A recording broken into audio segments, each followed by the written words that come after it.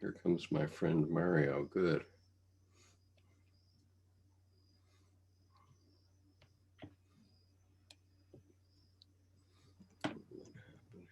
Hello, everybody. Hi, Mario. Hi. Welcome. Glad to see you here. Good to see everybody. I'm in LA. It's like 100 degrees here, so it's really hot. Yeah. Oh my goodness. That's pretty hot. Oh yeah. My goodness. uh, okay, so what we're doing here is we are uh, learning the tarot in a very deep way. This particular course is not about divination. I actually did a divination course Oh, okay. in 2017, 2018. And just let somebody else in here. So I did a divination course in 2017, 2018. And that the playlist for that you can find on the YouTube channel, which is the Carl Jung Depth Psychology Reading Group. And the people um, that are on YouTube know where that is, or should know where it is. Okay, but if you are on YouTube and you would like to join us, you can um, register at this site. And hello, Annabelle, welcome. Nice to see you. And let's see. Thank you. Nice to be here. Okay, and where are you from, Annabelle? I live in Brooklyn. In Brooklyn. Okay, terrific. Okay, so thank you. I was on the Jill Melick presentation recently. Yes. And so this is a bit of a leap from that. Yes. but they're both about Jungian psychology, as far as I'm concerned. Okay. Yes. And so let me just introduce what it is that I'm doing here. So I did a divination course in 2017, 2018. The playlist for that is on the YouTube channel. And I guess for the group of you that are here on Zoom, I'll just give you the YouTube channel because I always assume that everybody has that, but maybe you don't. And so there's the YouTube channel. And so if you go through the homepage, you'll find Learn the Tarot or something like that as the name of that playlist. And so the purpose of this course is twofold. One is to make all of us better tarot readers, if we are tarot readers, but another is just to have a roadmap for life. And the basic idea of that is that our life is chaotic today. We have way too much information, and we need some guideposts to know where we're going. As Dr. Jung used to say, all the guideposts have fallen, and we have to learn a way to find our way. Now, in the past, over the first 1,500 years of the Christian era, that was provided by the church. And then that started to fall away when Copernicus and Galileo looked through their telescopes and realized that the sun doesn't orbit the earth orbits the sun.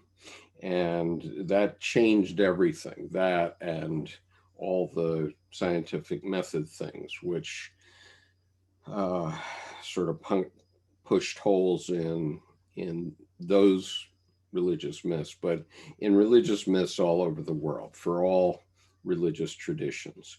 And so the thing about those is they still provide good guidelines for life if you can follow them, But a lot of people have become disenchanted with the church, And so the Tarot, and there are a few other things, the Kabbalah and astrology, which have also provided guidelines, among many other things. The I Ching is another one in China.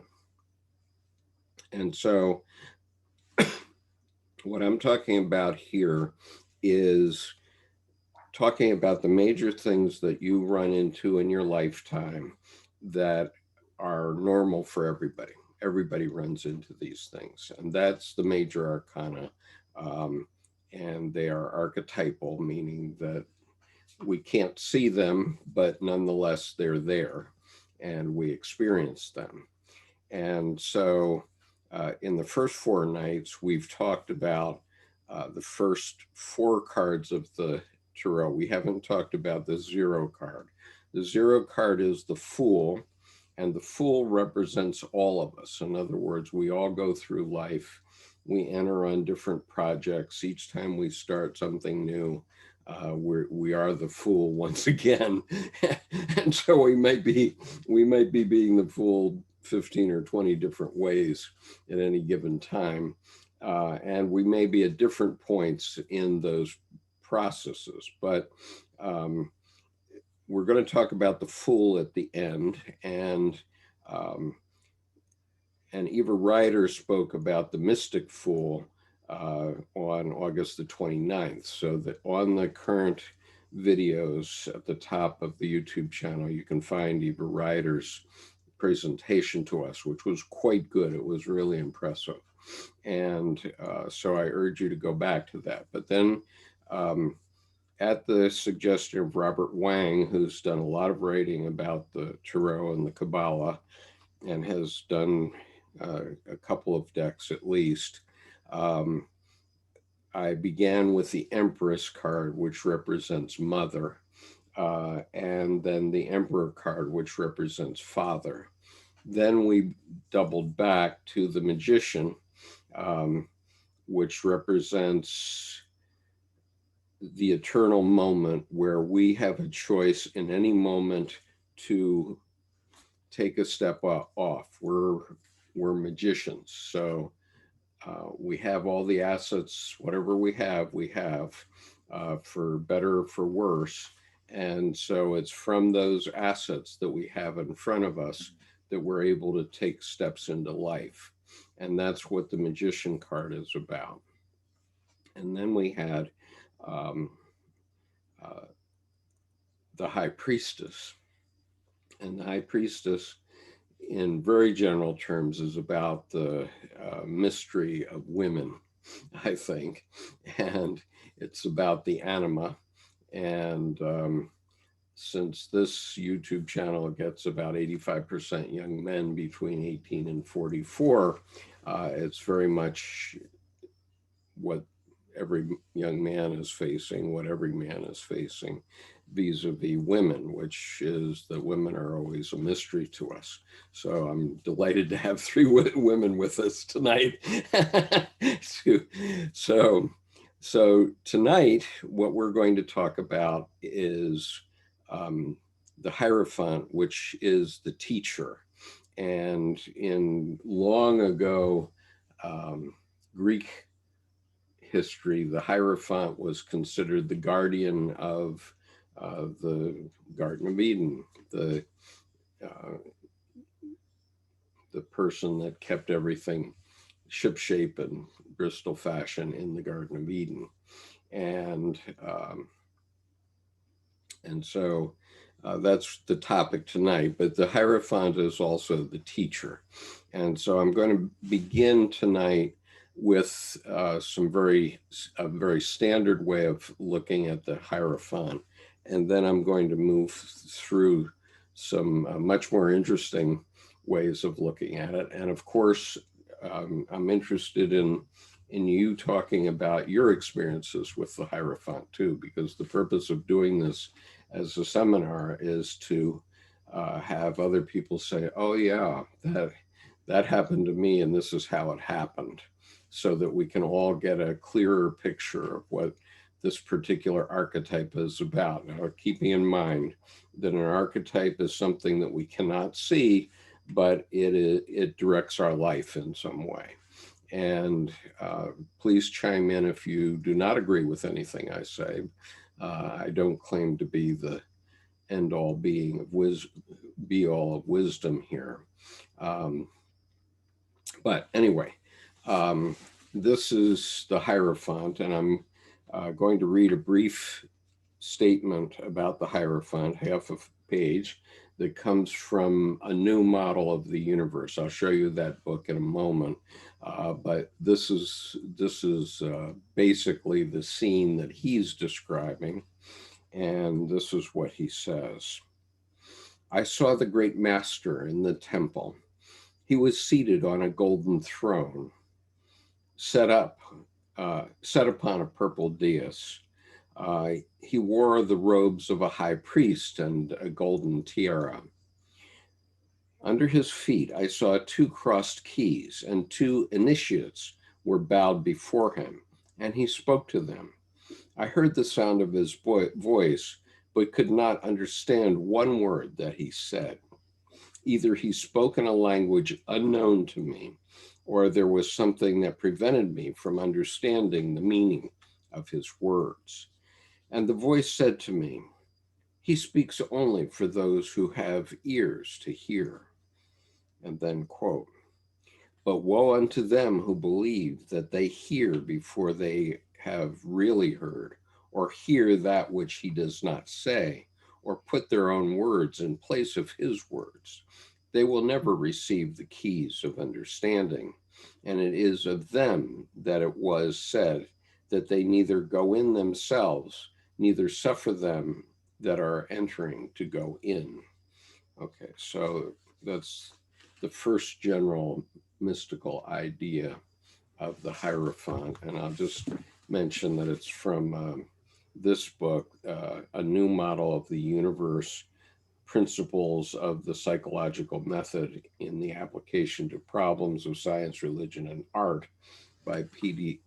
Ouspensky. And this book was written, all right, wait a minute, I give up. Let me get rid of my virtual background for a moment. Okay, so here it is. A New Model of the Universe by P.D. Ouspensky, and it was published in 1930, and unfortunately it's not a well-known book. It's quite thick. Mr. Ouspensky put a lot of work into it. I would say about a quarter of this book relates to the tarot itself, and it has such major topics as the fourth dimension, and etc., experimental mysticism, etc. But it has, I think, pretty meaningful discussions of the tarot for our purposes in the classical way. So I'm going to set that one aside for the time being, because I have such a stack in front of me. And come back to this. So anybody have any comment on that so far, or anything I've said so far? Maybe a quick remark, Skip? Well, Yeah, go ahead. Or Annabelle could go first. Oh, okay. I just wanted to say that I'm familiar with Ouspensky through, I had never known any connection between. I'm sorry, Jung, Annabelle, I did not hear what you knew of him through. Say it again, through please. Gurdjieff, the work of Gurdjieff. Oh, Gurdjieff. So yes, and I had never known any connection between the Jung work and the Gurdjieff work before. This may be because I'm new to Jungian therapy, both as a patient and also as a studying about Jung himself, his life, all of that. Right. I don't know how much direct contact there was. I mean, we can look into that a bit because I have all the letters and things. I think they were certainly aware of one another because they're in the same order of magnitude. And the materials that I'm working with for the tarot were basically developed by the Golden Dawn, the Order of the Golden Dawn. And those people are still busy in LA, believe it or not. Mary may not know that, but Mary is in LA, but there's this organization called the Builders of the Adytum, and they have their own deck, and their deck is a blank deck. It's a deck that has outlines for the various cards, and one of the processes that they want you to go through is to fill in your own deck, and to color your own deck as a part of your process, your own process of self-development. Annabelle, I think that there's kind of an indirect connection between Jung and Gurdjieff, because Gurdjieff was one of the people that really helped to put forth the Enneagram, and Jung also had his own typology, psychological types, which MBTI is based on. So there's an indirect connection between the two. Right. I'm sure that they must have run into one another, but I can't say offhand for sure that that's the case. I have a book about Eranos, which is where many of these thinkers got together during most of the 20th century, from 1930 on, I think. Yes. I was fortunate to visit there. It's a year ago November now, but it was my last trip to Europe. I visited Eranos.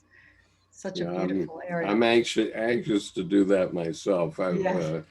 I was scheduled to go in April for the Eranos conference this year. I remember. Yes, there was supposed to be one.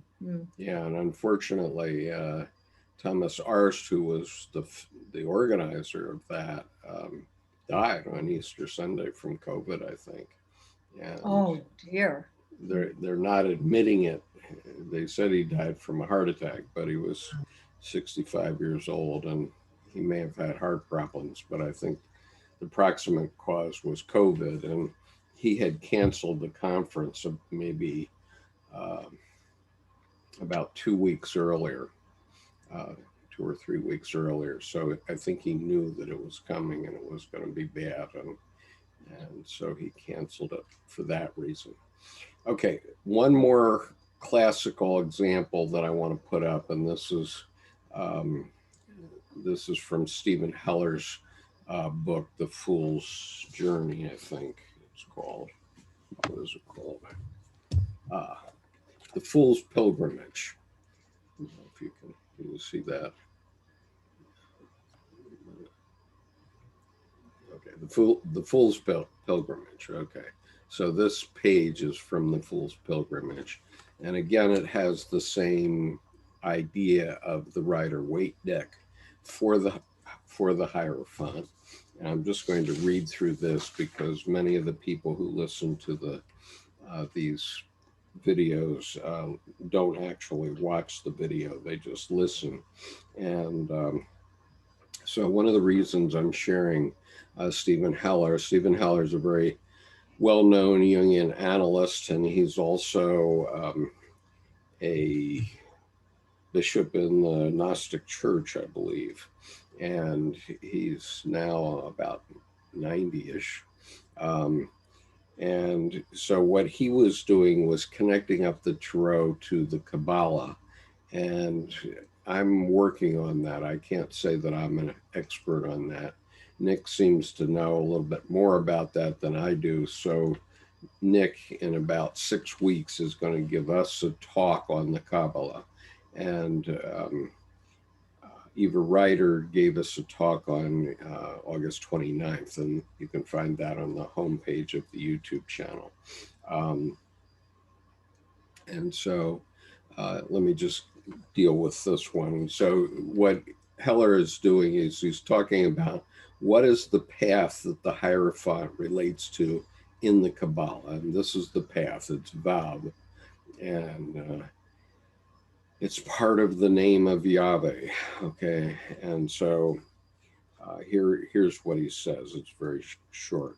Clad in the Eucharistic vestments of a supreme pontiff and seated upon a throne between the two pillars of the opposites, the Hierophant raises his right hand in high priestly benediction, while his left hand holds the patriarchal cross of the four elements.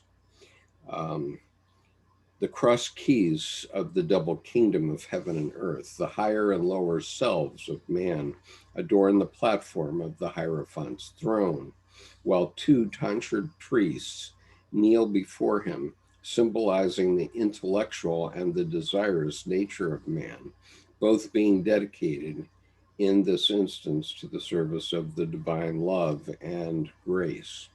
And then he says about Vav, this is the 16th pillar of the Kabbalah, from Chesed to Chokmah, I guess it is. And the keynote is uniting the principles of love and wisdom. This path denotes the high initiation of divine love or authentic compassion, which makes it incumbent upon the initiate to be an impersonal, all beneficent administrator of supernal grace and power, a builder of a bridge between God and man. And the motto is priest and victim, whom of old type and prophecy foretold, the incarnate we behold. That's from the Catholic litany of solemn benediction. And the meditation for this card is, in the temple of my soul, I find the throne of the priest of love and wisdom, clothed with the gold of wisdom and flaming with the scarlet fire of love. He raises his benevolent hand in perpetual benediction over me. O thou who blessest without ceasing and absolvest without recrimination, humbly I approach thy seat of mercy and ask for thy wisdom. Thou who art priest and king, who art both lover and teacher, thou art my blessing perpetual and enlightenment sublime. I prostrate myself before thy power. I permit the fire of thy love and the stream of thy wisdom to enter my being. Thou revealer of the mysteries profound and bestower of the powers of love, be with me today and forever, O high priest of my soul. Okay, so that's the traditional way of looking at the Hierophant. Anybody see any flaws in that so far? No flaws, but I think it's funny, I'm sitting here thinking over who I might coin a Hierophant, and Stephen Holler is kind of like the very archetypal Hierophant himself. Well, he is a archetypal Hierophant, absolutely. But what neither of these mention, and Stephen does not mention, which I think is a shortcoming, he does not mention the dark side. And of course, we've got lots of examples in religious teachers, but the Hierophant isn't only about religious teachers, but that's the way it's presented in the Tarot, mainly by tradition, because the priests were the main teachers, and priests and nuns were the main teachers back when the Tarot got its start. And so that's, I think, why, and in that time, the church was holding the community together. But I'm going to show you some other things. But what I wanted to mention is that we have plenty of examples of the dark side of the Hierophant, because if you're going to give your trust to a religious personage, then that religious personage better be crystal clean. And unfortunately, they're not. And so We have over the last 50 years or so lots of scandal, for example, in the Catholic Church, of priests taking advantage of children. And if you're going to give your trust and love to a priest, he better not be taking advantage of it. But it's not only in the Catholic Church, and I'll just show you why. Again, I'll take off my cloaking here for a minute. Okay, so behind me you see my wife's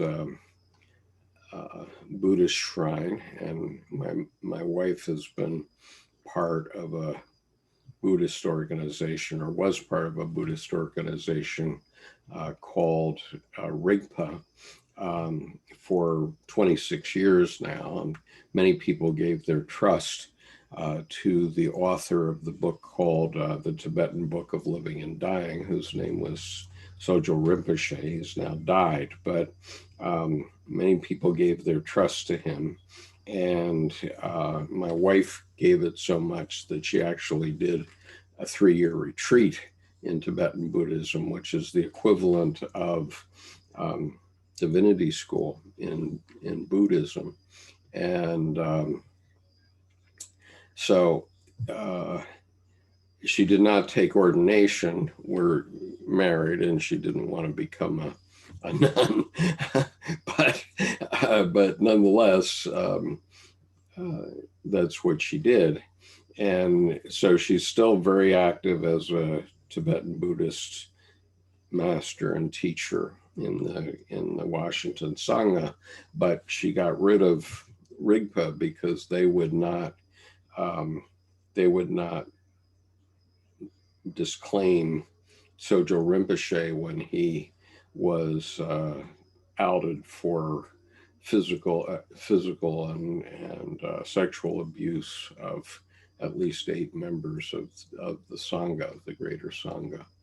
And so as a result of that, many of the people that were in the Washington Sangha left. And so we have to be very, very conscious of these dark side types of things in people that have positions of power like that. And let me just go ahead. I'm going to take a look at. Anybody have any comments in the panel while I take a look at the YouTube? This is what comes to mind is like, it really resonates with me because I'm a teacher, but like I've always been a little bit like, I've never fit the action, and I've always been bopped down by somebody else who's more powerful than me. The only way that I've made it work is to be like the person who is advising the person who's in charge, and I'm really good at that. Mm-hmm. And but what's interesting is the way that what seems to be happening like throughout the ages, particularly now. I mean, I don't know about in the past so much, but there's definitely a, like what you say, the dark side. There's definitely a sort of I don't know what you call it, like some kind of corruption in the power system. Yeah.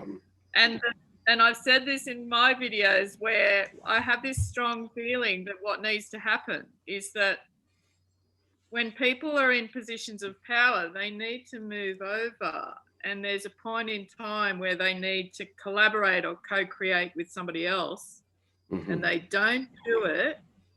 And when that happens, the house of cards comes down.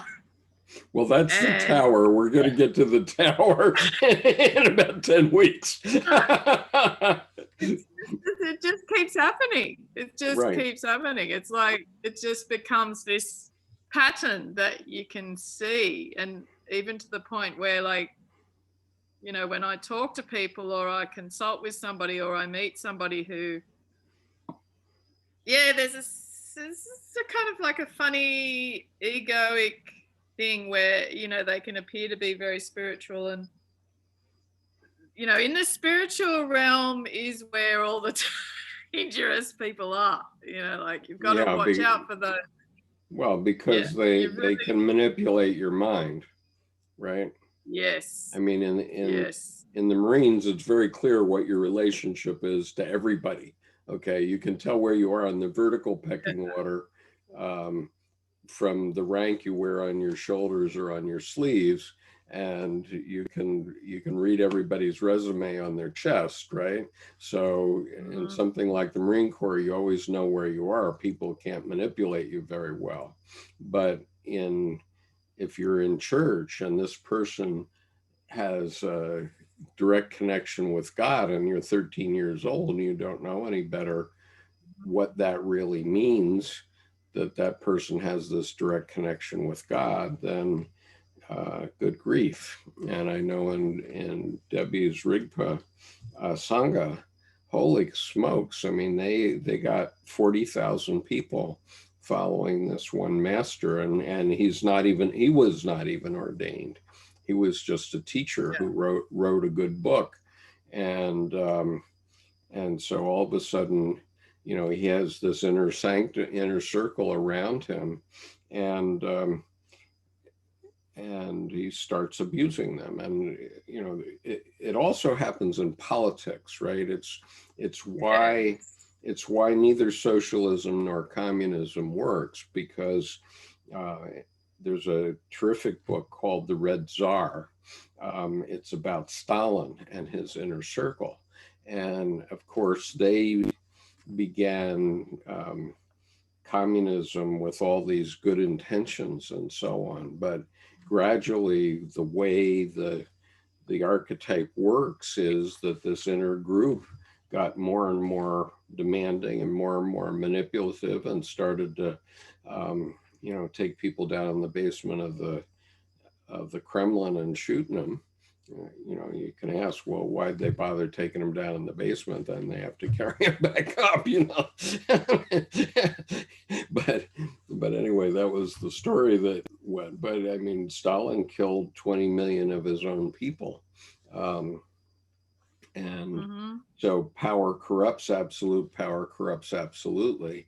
And so this, to me, this is the archetypal energies that are going on in the Hierophant, which you know, traditionally has been represented by the Pope of the Catholic Church, but it's not only there. And I'm about to introduce you to my favorite tarot deck, but let me just read a couple of comments here on the YouTube channel. P. Sherman says, Hierophant points 2 fingers up to the heavens and 2 fingers down to the earth. This is common symbolism that dates back to Hermetic and alchemical principle, as above, so below. And let's see.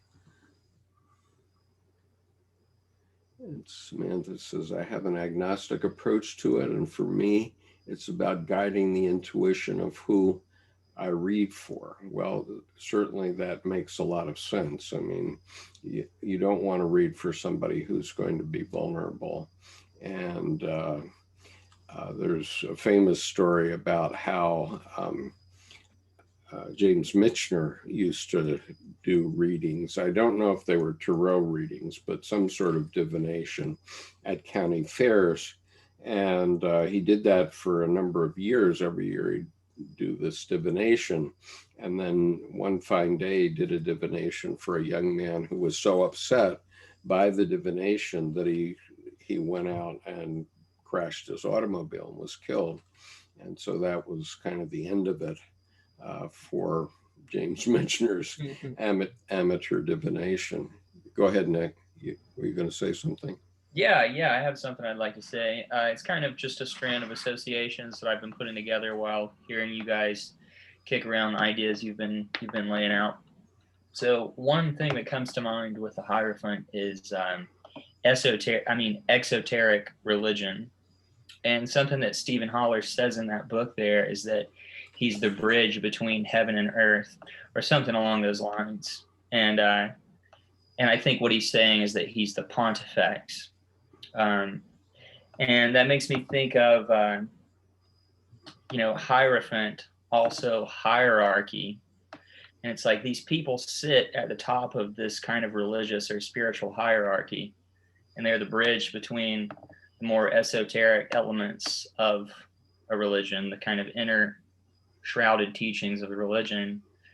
And they really just kind of display the exoteric versions to the public. And inevitably things are misconstrued, things are lost in translation. And obviously some of that goes to their ego. And whether it be in yogic circles or Buddhist circles or Catholic circles, I mean, or even with Crowley as an example. I mean, Surely. there's tons of examples of people taking advantage of people who come to them for kind of their crossing of the bridge over to some religious experience. Right. Yeah. And Samantha says, being full disclosure with the information I see, and where I stand, not about prediction or accuracy as much as having a conversation with the querent about between our subconscious minds.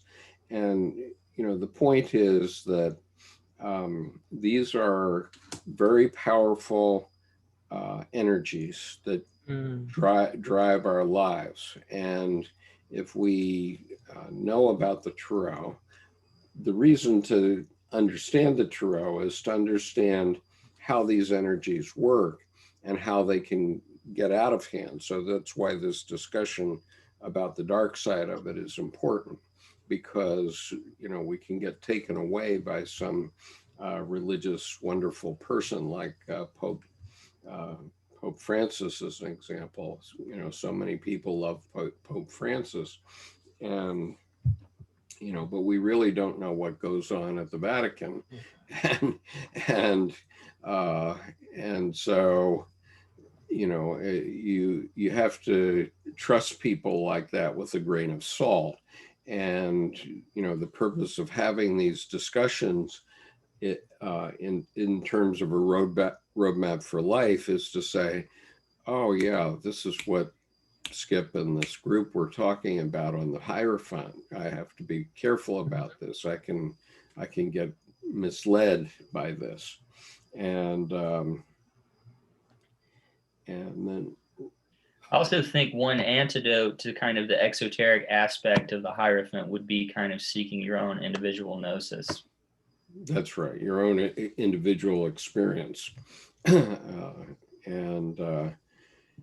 And so Robbie Paulson says, have you guys ever heard about using archetypes for healing others? Well, yes, Robbie, because that's what 1,100 videos on this YouTube channel are about.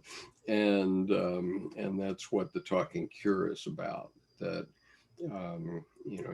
analysts are trying to understand what the archetypes are that are driving your life, and other lesser events than archetypes. I mean, that's the four suits of the tarot at the upper level, and of course these get very, very numerous, and so we can only cover a sort of an outline of your life, but you have to be able to see in your own life how these things affect you. So, as we've gone through the first 4 weeks, and we had mother, well, everybody's got a mother. And so if the Empress comes up in a tarot reading, I'm probably going to say something about mother, because I know it's going to reach every person there. Okay.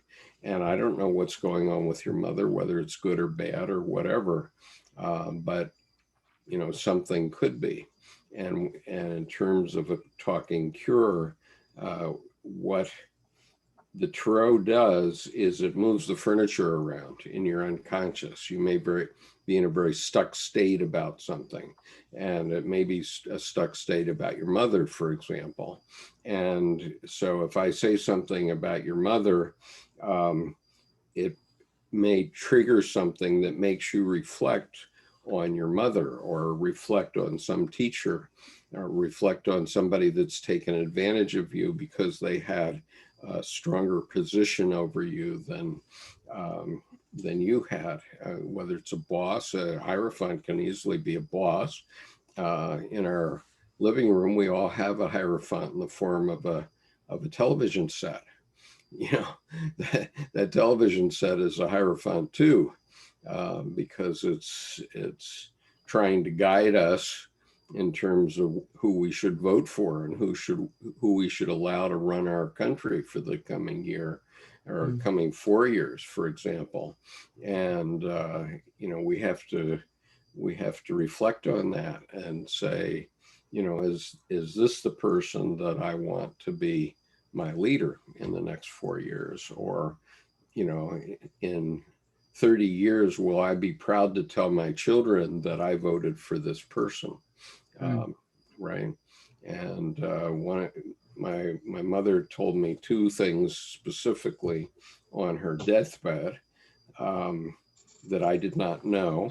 And one of which was that in 1960, she voted for John F. Kennedy when she and my father had been talking about voting for Nixon, and my father always throughout his life thought she had voted for Nixon.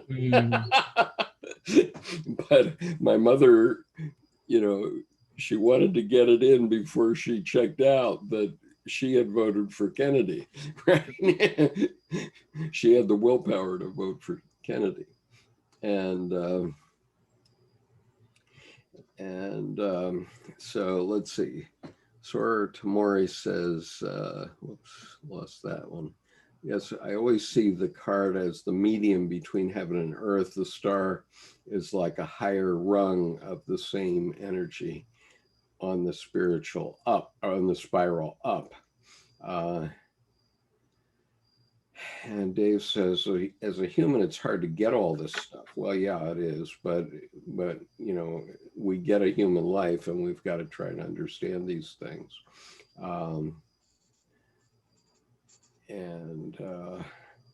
Let's see. And Dave says, when you go through a true awakening, you have to be very strong. Well, we all, you know, we all probably go through these awakenings, and typically they happen at midlife, and they do require strength. There's no doubt about that. And Samantha refers to the Mother Peace deck, centers women's experience, especially African and indigenous women, and the Hierophant carries yet another meaning because there has been so much oppression by the Catholic Church. I agree with that, Samantha, and you're going to like my favorite deck, which I'm going to bring out now. And I do have the Mother Peace deck. We do have the Mother Peace deck here. And I haven't pulled it out yet, but I may have to do so. I've got so many decks running, as you're going to see through this evening, because I have at least, I don't know, 15 examples of Hierophants, but you're going to see my favorite deck next.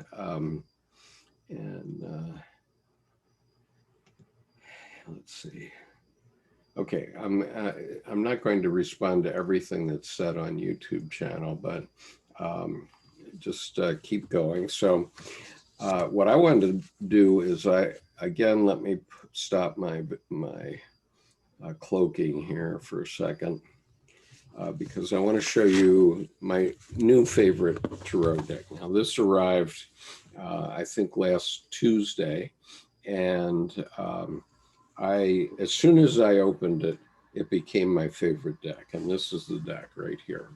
It's called the Tarot of the Divine. Okay, the Tarot of the Divine by Yoshi Yoshitani. Now, what Yoshi has done is he has created 78 cards, of course. And I'll do a little bit of an unboxing here. He's got a book in which he's got all the cards described briefly, okay, and each card he has associated with a different cultural story from around the world, wherever it is. For example, Temperance is Avalokiteshvara, who's a Tibetan Buddhist deity. or not deity, but yeah, I guess it's a deity. But then Yoshi also has, and these are inexpensive. He has a book about it called Beneath the Moon, in which she's given in detail what the tradition means. Okay, and my only criticism of the book is that it doesn't directly tell me, okay, this is the story that goes with this this card. So you have to cross-reference from the deck to the book, and it doesn't cross-reference the other way. But this is the Hierophant, and so I'm going to share the Hierophant on the screen to give you an appreciation for what this is like. Okay, so here's the Hierophant. And just a second, I just want to make sure. Okay, I've admitted everybody that's here right now. Okay, so this is what a page in Yoshi's book looks like. And his Hierophant is White Buffalo Woman, which is a North Dakota Lakota deity. And here's what he says. Long ago, there was no game to be found, and the Lakota Sioux were starving. The chief of the Lakota kept sending out scouts farther and farther, until one day, 2 of his scouts saw a beautiful young woman in white buckskin. She approached them by floating instead of walking, which caused one of the men to perceive her as a Wakan, or holy, and deserved to be treated with respect and deference. The other man only lusted after her. He approached her arrogantly and treated her with impudence, desiring to make her his wife. When he touched her, he was surrounded by a cloud of white smoke. When the smoke cloud finally dispersed, only a pile of bones were left where the man had previously stood. The first man quaked in fear, but the beautiful woman reassured him, for she saw no ill motives in his heart. She told him in his own language to go back and tell his people that she was coming. The young man returned to his people and called for a council, preparing for the arrival of the divine woman. 4 days later, a white buffalo calf approached and rolled over 4 times. It turned black, then yellow, then red, and finally into that beautiful white buffalo woman. She stayed with the people for 4 days, teaching them sacred songs, dances, and ceremonies, and giving them counsel on living as a people. On the last day, she gave the people the chanunpa, or sacred pipe, to cultivate peace and understanding. She taught them the correct prayers and taught everyone their place and roles in the sacred hoop of life. Finally, she left, rolling on the ground 4 times. She turned into a yellow buffalo, a red buffalo, a black buffalo, and finally a white buffalo calf. As she disappeared over the horizon, a large herd of buffalo appeared, and their bodies supplied the Lakota with everything they needed. White Buffalo Woman taught that by uniting the earthly with the divine, all that was needed would be provided. And so I thought that was quite beautiful, personally. Do I have any comments? That was very nice. Yeah. And so anyway, this is the deck that I'm looking at. It's called Tarot of the Divine, and it's currently my favorite. Now, at this point in time, I was rather thinking that we would have, let me see here, Jordan Hoggard, who was here last week. I thought he might be here. And I had purchased his tarot deck. This is his tarot deck. Tarot in the Land of Mysterium. Let's see, I think I have his Hierophant here, so I'm going to share with you his Hierophant. And let's see, Soror Tamori says, that really is beautiful. I can't wait to see the full deck. Thank the gods for Amazon. And yes, and the full deck is like less than $20 on Amazon, and then the book itself is another 15. Maria, did you want to say something? I see your hand up here. Yes. I would like to ask a question. What does the number 5? I think that's the Roman numeral, right? Above the Hierophant. What does that mean? What do you guys think it means? Well, in Roman numerals, I don't know what it means, but specifically, but the number 5 also relates to the pentagram, and it's very important in Tarot, especially in the suits, because the four lower arms of the pentagram represent the 4 suits, or the 4 functions in Jungian psychology. Okay, sensing, intuiting, thinking, and feeling. And the top one represents spirit.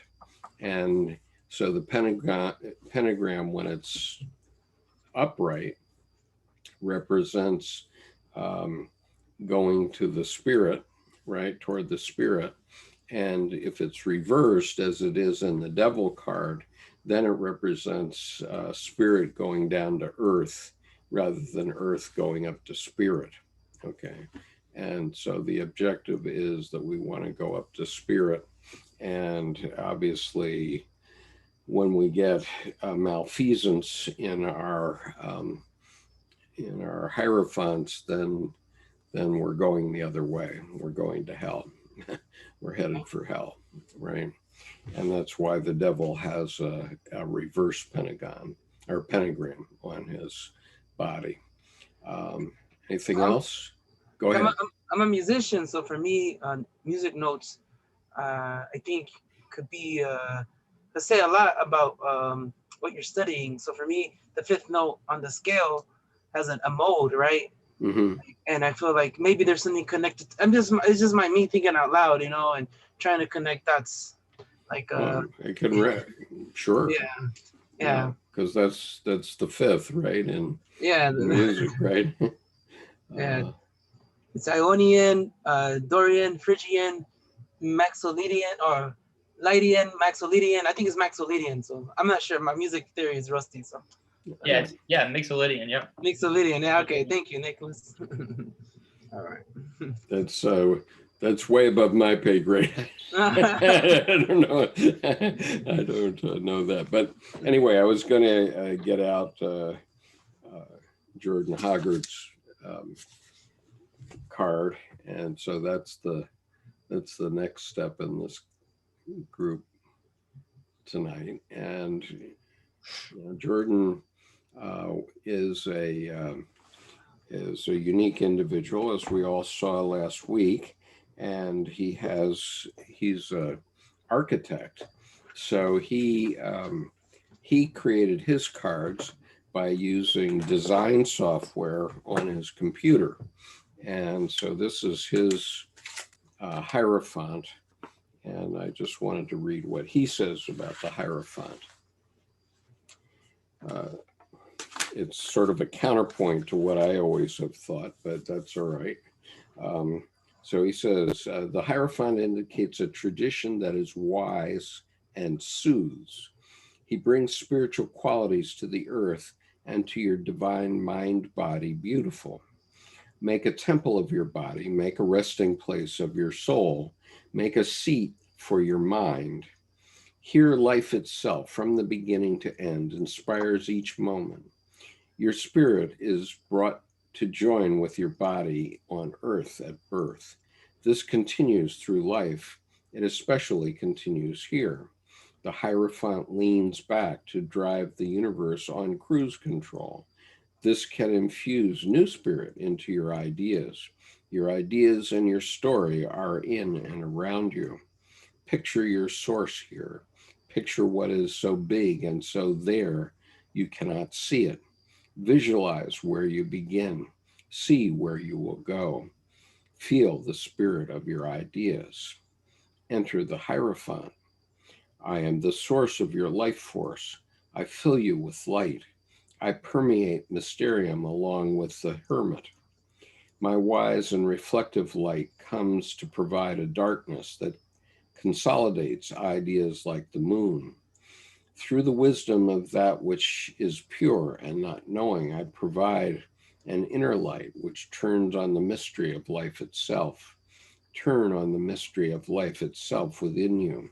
Feel it in ideas.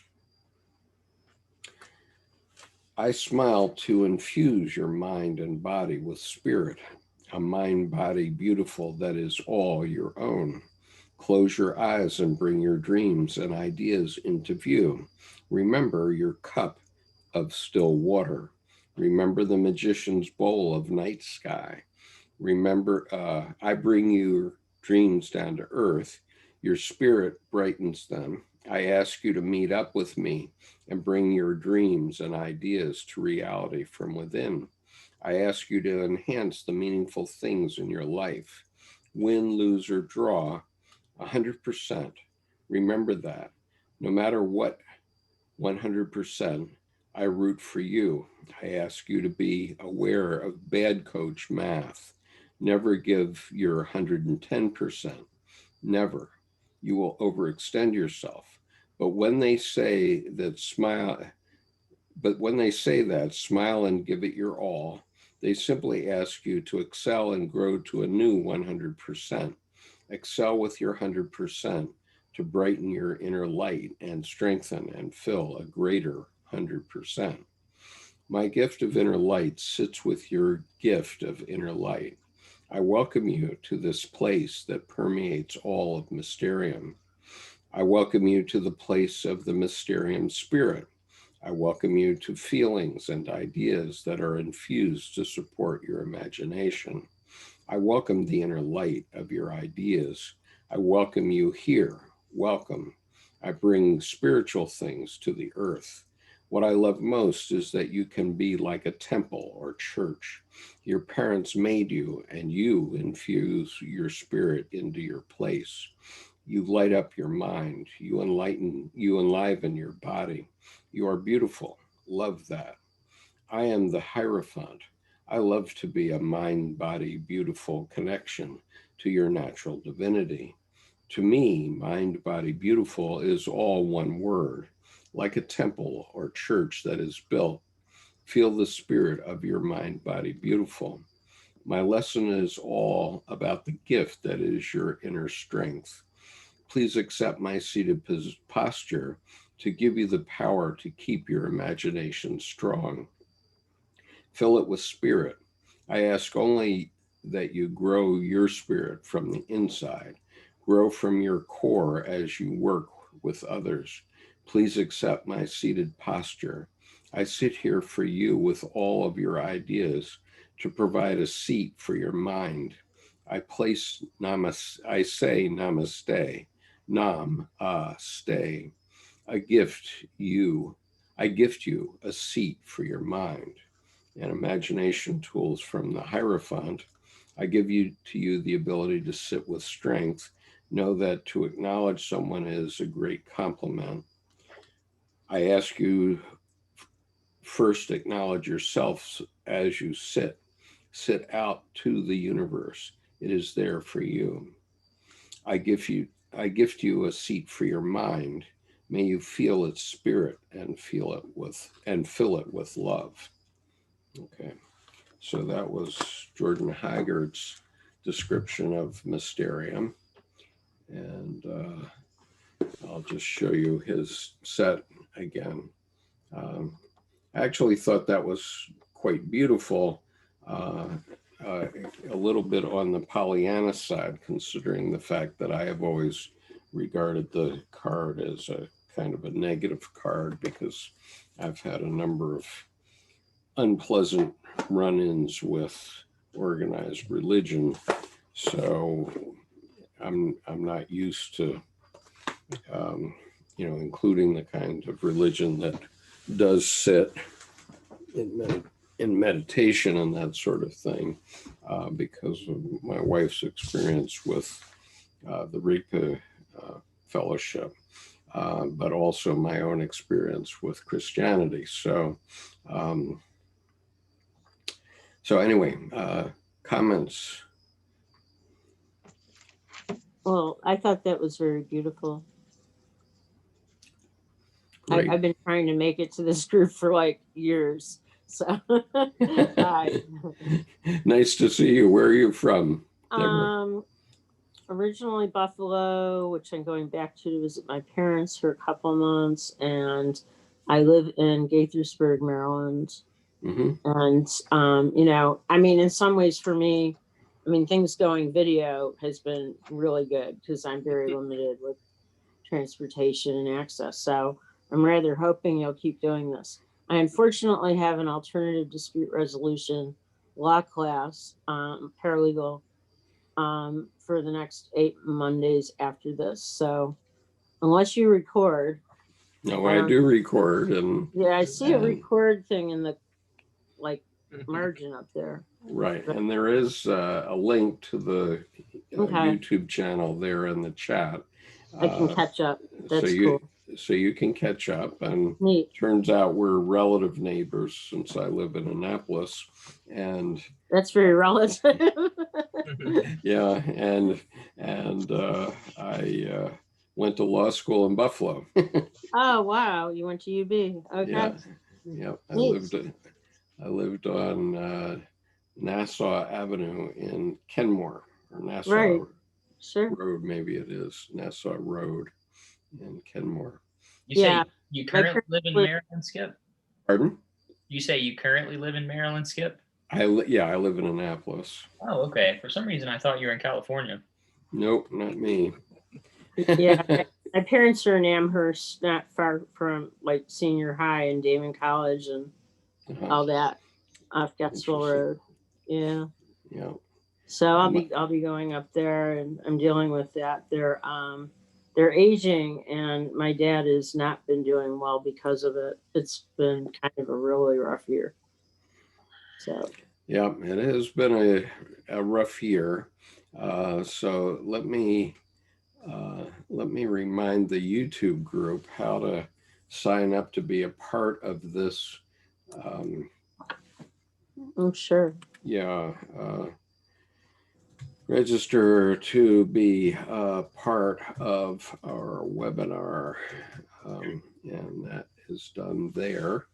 That's the YouTube, or that's the sign up, and I assume everyone here has signed up there, and if not, here is the link, because I send out reminders to people just before these sessions so that you can easily find the links. And so if you want to have notices and that sort of thing. Okay, so we've gotten through Jordan Hoggard, and we've gotten through the Buffalo Woman and Stephen Heller. So I have a few more that are relevant. I just wanted to build off of something someone said about music. Mm-hmm. Go ahead. It made me, when you said that, it made me think of a couple of things. It made me think of in thinking about how Jungian and tarot sort of connect. The idea that in every moment that we have, there's a choice to be made, and that the Hierophant sort of points the way to either comfort or points the way to transformation. Mm-hmm. And when we also consider, it made me think of the fact that 5 in the scale is often the one that determines what kind of scale it is, and is like next to the most important note in that scale. It also made me realize that in solfeggio, it's also called soul. And so I do think it made me realize that there are connections and that there's probably a wealth of knowledge to be Right. looked at when we look at the etymology of music and how it relates to tarot. Yeah, very good. And I appreciate your comment about the moment with the Hierophant. And I happen to have a favorite Jung quote here, which is an obscure one. I'm going to share it with you. Last fall, I was trying to learn calligraphy a little bit. So I wrote this quote down and gave it to a few people. I actually did unique ones for my two grandsons who've reached 16. And so I'll just share it with you. The great thing is now and here, this is the eternal moment. And if you do not realize it, you have missed the best part of life. You have missed the realization that you were once the carrier of life, contained between the poles of an unimaginable future and an unimaginably remote past. Millions of years and untold millions of ancestors have worked up to this moment, and you are the fulfillment of this eternal moment. You should take each moment as the eternal moment, as if nothing were ever going to change, not anticipating a faraway future. For the future always grows out of that which is.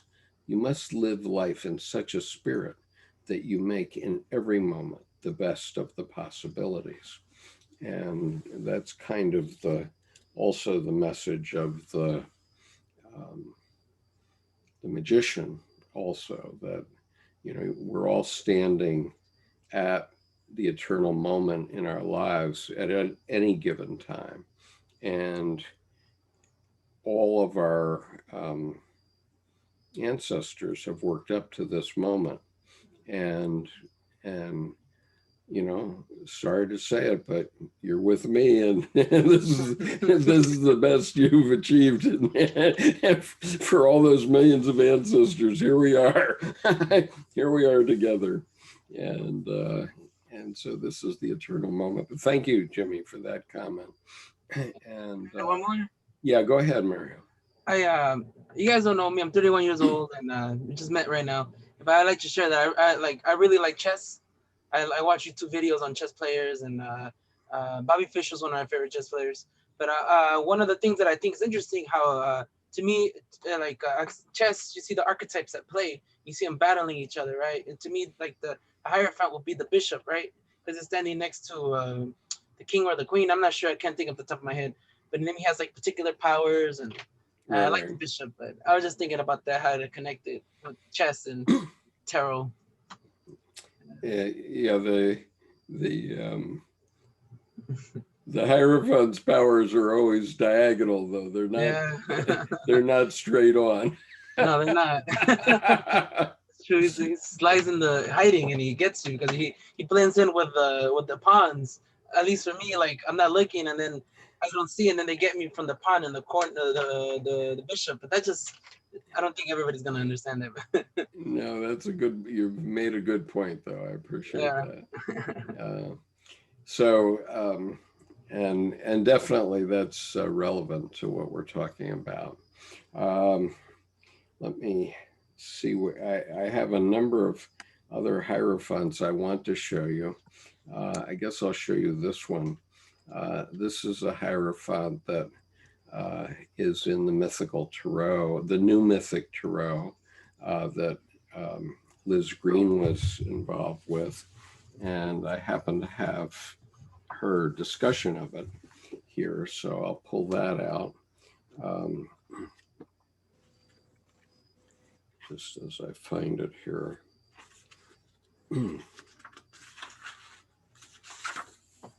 Okay, so here's her discussion. The card of the Hierophant portrays a strange figure. This is in the Mythic Tarot now, so she's thinking in terms of Greek mythology. It's a centaur with the torso, arms, and head of a man and the body of a horse. His long brown hair and beard and his benign, mature face suggest a priest or a teacher. In his left hand, he holds a scroll containing written wisdom. His right hand is held up in an ancient sign of blessing. To either side of him is a stone pillar. Behind him can be seen the rough rock of the cave, which is both his home and his temple. Light streams down upon his crowned head from a circular opening on the roof of the cave. And then there's a couple of other captions here. The scroll that the centaur carries is the scroll of the law, the written word, which through revelation communicates the will of the divine. The twin pillars are the pillars of the hall of knowledge through which the disciple enters to receive Chiron's blessing. And the cave, which is Chiron's temple, is a natural earth formation, not a man-made place of worship, for it is only through applying spiritual teaching in ordinary physical life that it can be rendered valid. Okay, so it's also about spiritual teaching. I can read more of hers, but I have a lot to get to, so I think I will move on. Let me just mention on another topic. This week I've gotten this book, Cosmos and Psyche, by Richard Tarnas.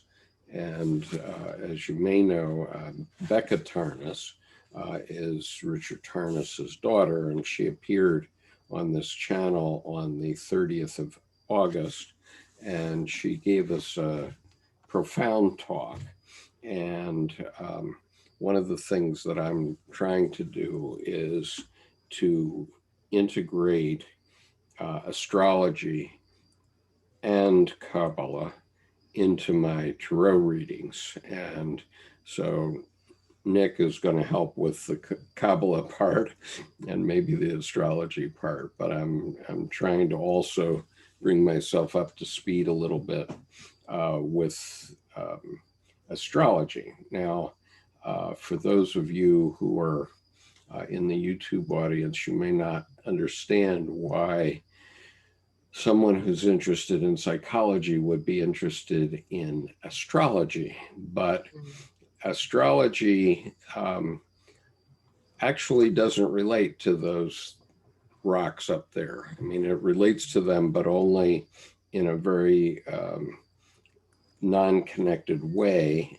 or, you know, that's not fair either. It's not in a physical way.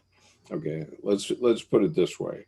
The rocks floating around up there really don't have anything to do with your life directly. However,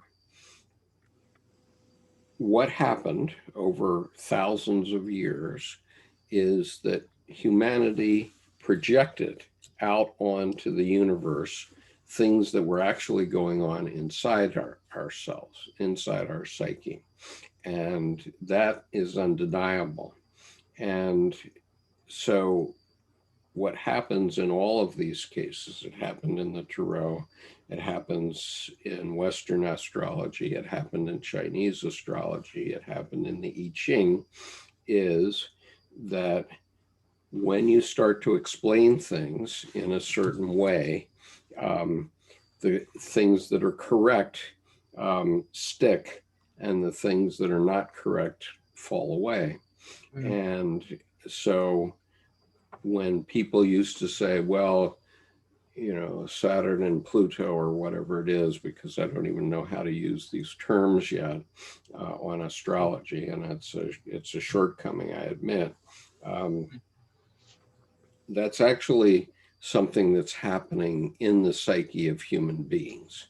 And the more people agreed over time, over thousands of years, that this is what happened, the more it became true. And so, you know, my favorite example of how this works is in the Sea of Japan, there's a kind of crab, and there's an ancient Japanese story about a battle that happened down in off of Hiroshima near a temple there, and the samurai who lost the battle all committed seppuku. They all committed suicide, and that's how they maintained their honor. And so the fishermen had the idea that the crabs would assume the souls of these fishermen. And so when they fished up these crabs over a 1,000-year period, they would flip them over, and if on their belly they saw what looked like the face of a samurai, they would assume that that samurai's soul was in that crab, and they would throw it back. And if it didn't look like a samurai, they'd eat it. And so through natural selection over 1,000 years, I'm sorry I muted you, Mario, so we don't get background noise. But anyway, over 1,000-year time now, when they pull up these crabs, they all look like samurai in Japanese style armor. And so it was a form of natural selection, or let's call it spiritual selection, I guess it's kind of nature. And so that's the way the Chinese zodiac works. It's the way astrology works. It's the way the I Ching works. It's the way the tarot works. So, Skip, yes, go ahead. can I provide also an opinion that I have? Yeah, please. I'm a teacher. I'm a substitute teacher, and I noticed in some of the classes that I go in, there's a type of student that's developing where, I'll give you an example. There was one student where she was talking to me about Egyptian mythology, and I like Egyptian mythology. She knew more than me. She was talking about her favorite god is Isis, and she was giving me into like describing all these things where like, wow, you're only like 6. How do you know these things? You know, when I was 6, I was playing with Teletubbies and I was doing other things. I wasn't like learning a really heavy occult Egyptian mythology, you know. And I think there's something about this new generation that has I think if we provide, like, that's good, Skip, that you're providing these resources, because you never know, once we're all gone, we go see a kid 200 years from now, go see these videos and see us, you know, live in history. And right. You know, that's just Right. the way I see things. Yeah. Let me just offer a caveat to my YouTube audience here. I don't appreciate foul language, and I will not approve your comments if you make such comments. I don't care if you agree with me or if you don't like what I'm saying. Fine, that's debate. But if you're going to use foul language on this channel, you're going to get banned. And so just be careful what you're saying out there. Okay. All right. So carry on. I'm sorry. No, it's okay. It's the spirit of the times, right? I feel like it's important to, even if we have different beliefs, to respect one another. And I agree with you, Skip. Right. Okay. All right. So let's look at some more Hierophants here, because there are quite a number of good examples. Here's a good one. Last week I omitted the deviant moon, and the deviant moon often comes up with dark side of various of these archetypes. And so Patrick Valenza has written a wonderful book called The Deviant Moon Tarot, and this is his Hierophant, and he's quite clever about what he says here. So I'll just read it to you.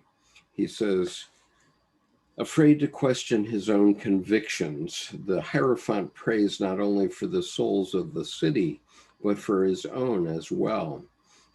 What started for him as a journey toward spiritual enlightenment has only led to disillusion. Quivering with worry, he realizes that the doctrine he once so firmly believed believed in may not be the truth after all.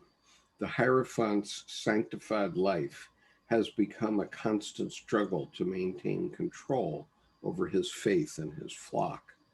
He projects fear into the thoughts of his congregation, holding their minds captive like the brainless doll ensnared in his pocket. The Hierophant derives his power from the false sense of spiritual security he bestows upon those who are unwilling to think for themselves. He deems those who question his teachings as unworthy and ostracizes them from his sacred circle. Excommunication, anyone? The Hierophant suppresses the truth and turns joy into shame. His locked knees symbolize his closed-mindedness and the apprehensive position he has toward sexuality. The conformity he preaches has petrified his wings and those of his followers, rendering all incapable of free flight. Upright meanings. The Hierophant represents an old philosophy that needs to be re-examined.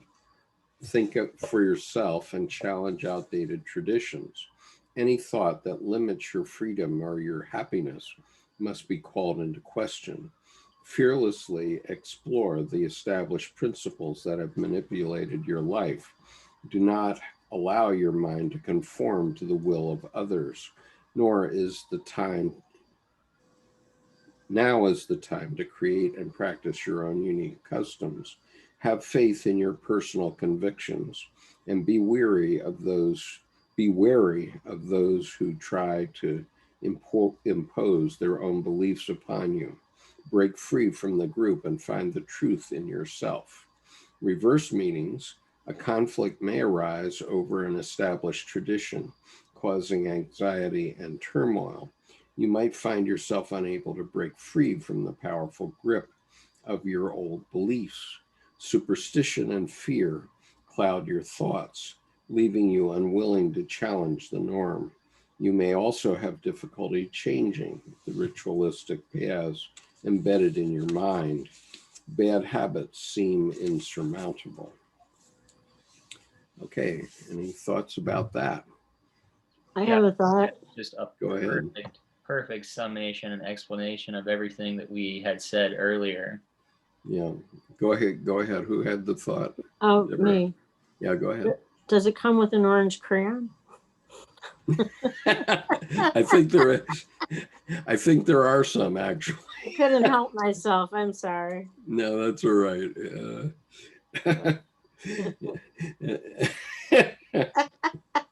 Any other comments?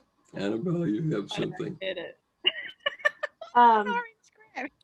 It's kind of like if I wanted to draw orange hair on it, it might represent a politician we have. That kind of thing. Oh, okay. Right. Nicole They're is calling the orange man now. yeah, Nicole is in Australia where it's sunny right now. So, Oh, hi, Nicole. Yeah. So Annabelle, go ahead. Yeah, my thought was just that this deck, the card,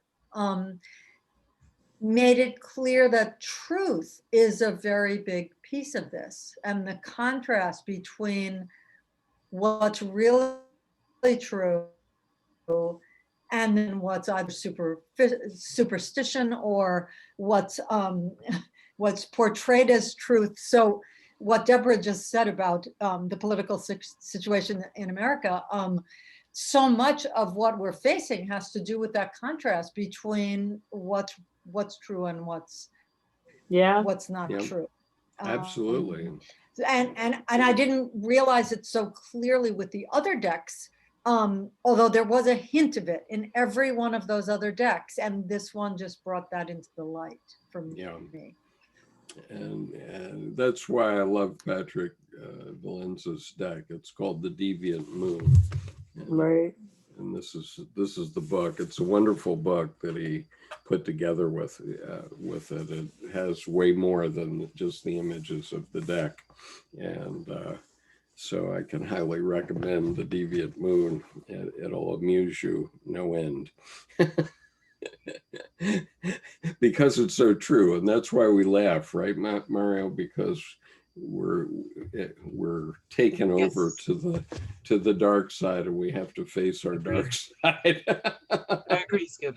I agree. Right, but you know, the whole thing about religion, Carl Jung made the point in answer to Job very clearly that every religious statement of whatever kind is a statement of the psyche. It's not a statement of the physical world. And so the problem that we get into with people who insist on fundamentalist approaches is that they want to emphasize that things are happening in the physical world, which is not the case. From a religious point of view, they happen in the psyche. Now, things do happen because of religion in the physical world, so I don't want to overstate that. But the point is that the Bible, the fundamentalists want to insist that the Bible is 100% true. And the answer is that, yes, the Bible is 100% true. It's 100% true in the psyche. And it's somewhat true in the physical world. We don't know how much. It depends on how much you apply it into the physical world, because the Bible is the Word, and the Word is Logos, and the Logos is not alive. Okay, the Logos is the structure upon which we live our lives, but our lives are in the Eros side, not in the Logos side. And I make this point often. Nicole's probably tired of hearing it, but if you look around you in your room, everything that you see except for beings, living beings, is a result of the Logos, but none of it is alive. And so we need the Logos 100%, because we need to make every book, every tarot deck, we need to make them perfectly and beautifully so that we are attracted to them and wish to have them in our lives. But they are not alive, and it's only by us bringing our life to them that they have any meaning whatsoever. And so a Bible is only a black doorstop until somebody puts life into it. And the same thing is true of a tarot deck of whatever kind. And so all of these traditions have offered roadmaps for life. I mean, I've spent the last 3 months reading with my friend Kushbu the Bhagavad Gita. And the Bhagavad Gita is, there's nothing to be afraid of in the Bhagavad Gita. It's basically the archetype of the humble warrior. And it is a structure based upon which anybody could live their lives happily if they understand what the structure is. So these structures were created by humanity all over the world, and they all accomplish the same thing, which is to make us more mature and more awake, more conscious human beings. So anyway, go ahead. Others can speak. I don't mean to.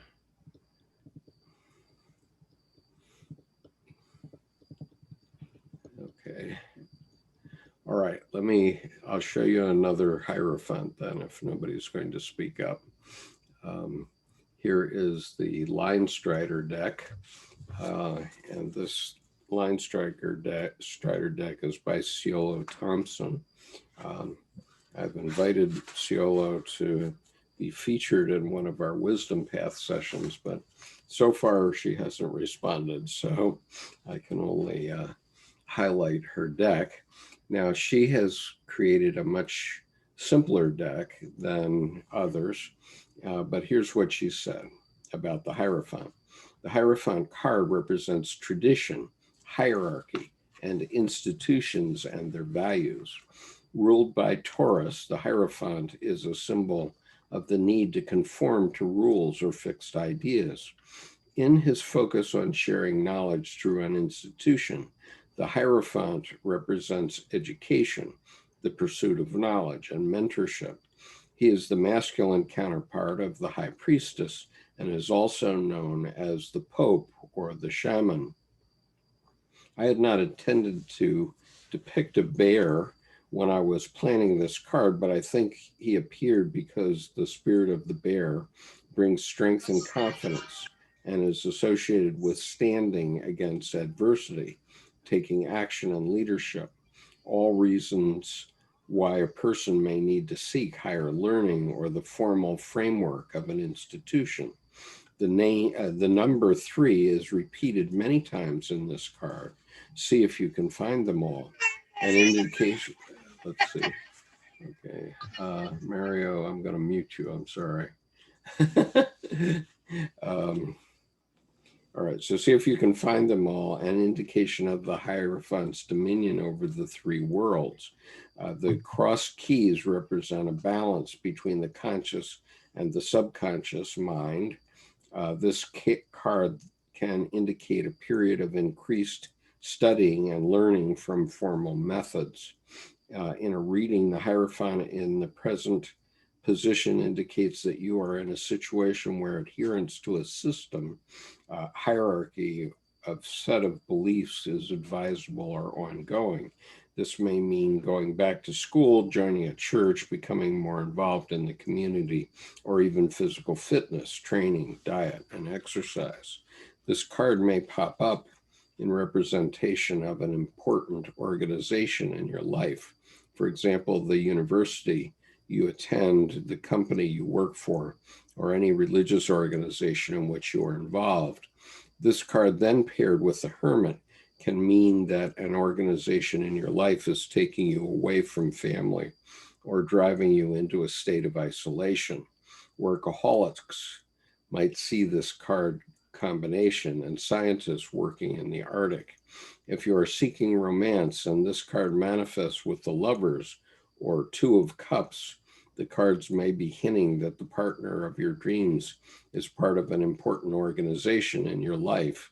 Maybe they work with you or attend the same competitive cat grooming group. Combined with the 8 of Cups, it may mean that it is time for you to walk away from an organization in your life if you are feeling disillusioned with them.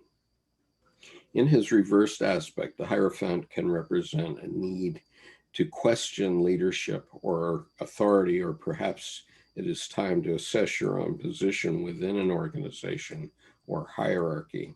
He may represent a specific person of authority in your life or a specific organization. You are asked to re-examine these relationships or the influence they have on your happiness and success. And so one thing I would kind of add here is that we are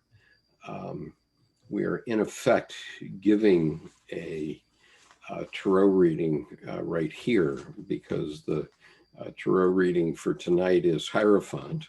And so if we say things in the course of the evening that resonate with you, then those are things that you should reflect on. And that's what a tarot reading will do for you. It is not, as I have often said, it's sort of a mid-level between a conversation with friends over tea or coffee, which is one level of rebalancing your psyche. You can do that. And then we have the tarot, which is sort of taking randomly ideas that are common to everyone in the world, and then expanding on them, amplifying them. So we're talking about the Hierophant for 2 hours here tonight.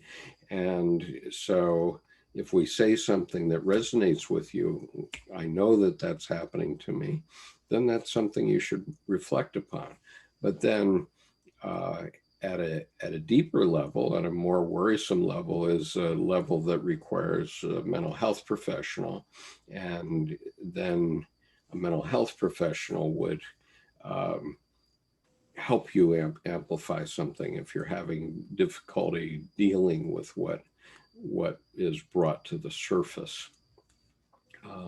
And so I think a lot of us can resonate with Hierophants here. I mean, everybody has a bad boss, right? It's not that we have had them, we always have them. Bosses are always, bosses are almost always wrong, is what I would guess, would say. And so then we have to make a decision whether this boss is too rigid and therefore is not going to advance the company, and maybe I should move on into a more promising company, or maybe I should move on and live my own life type thing. Okay, that's the type of reflection you might do around this card. Anybody else want to say anything here? Go ahead.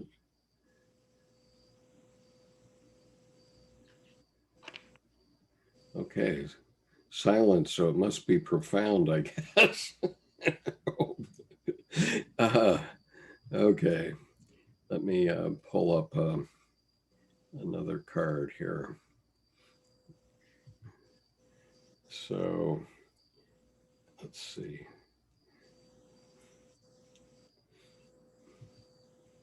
Okay, I'm going to show you Melissa Townsend's cards. Now, Melissa did an interview with us, a featured session on the 8th of August, and she has created 2 cards, and her 2 Hierophants are quite different. She's created 2 decks. The colored deck is the deck that she used to use at El Ted's, and it's the so-called El Ted's deck. And the one on the right is her personal deck. So she is a psychic and makes her living as a psychic. And she created her deck in black and white. And so this is her view of the Hierophant on the right, where the Hierophant is saying, oh, give me all your little children, I'll take care of them. Right. And the one on the left is the El Ted's deck. So let me read what she has here about the Hierophant. What it means. It's a time for you to work with society, whether that society is your family, your coworkers, or society in a more public political sense. Determine what your true role in the family, quote unquote, family is. Now is the time for you to step into it. An important contract, real or figurative, will be signed.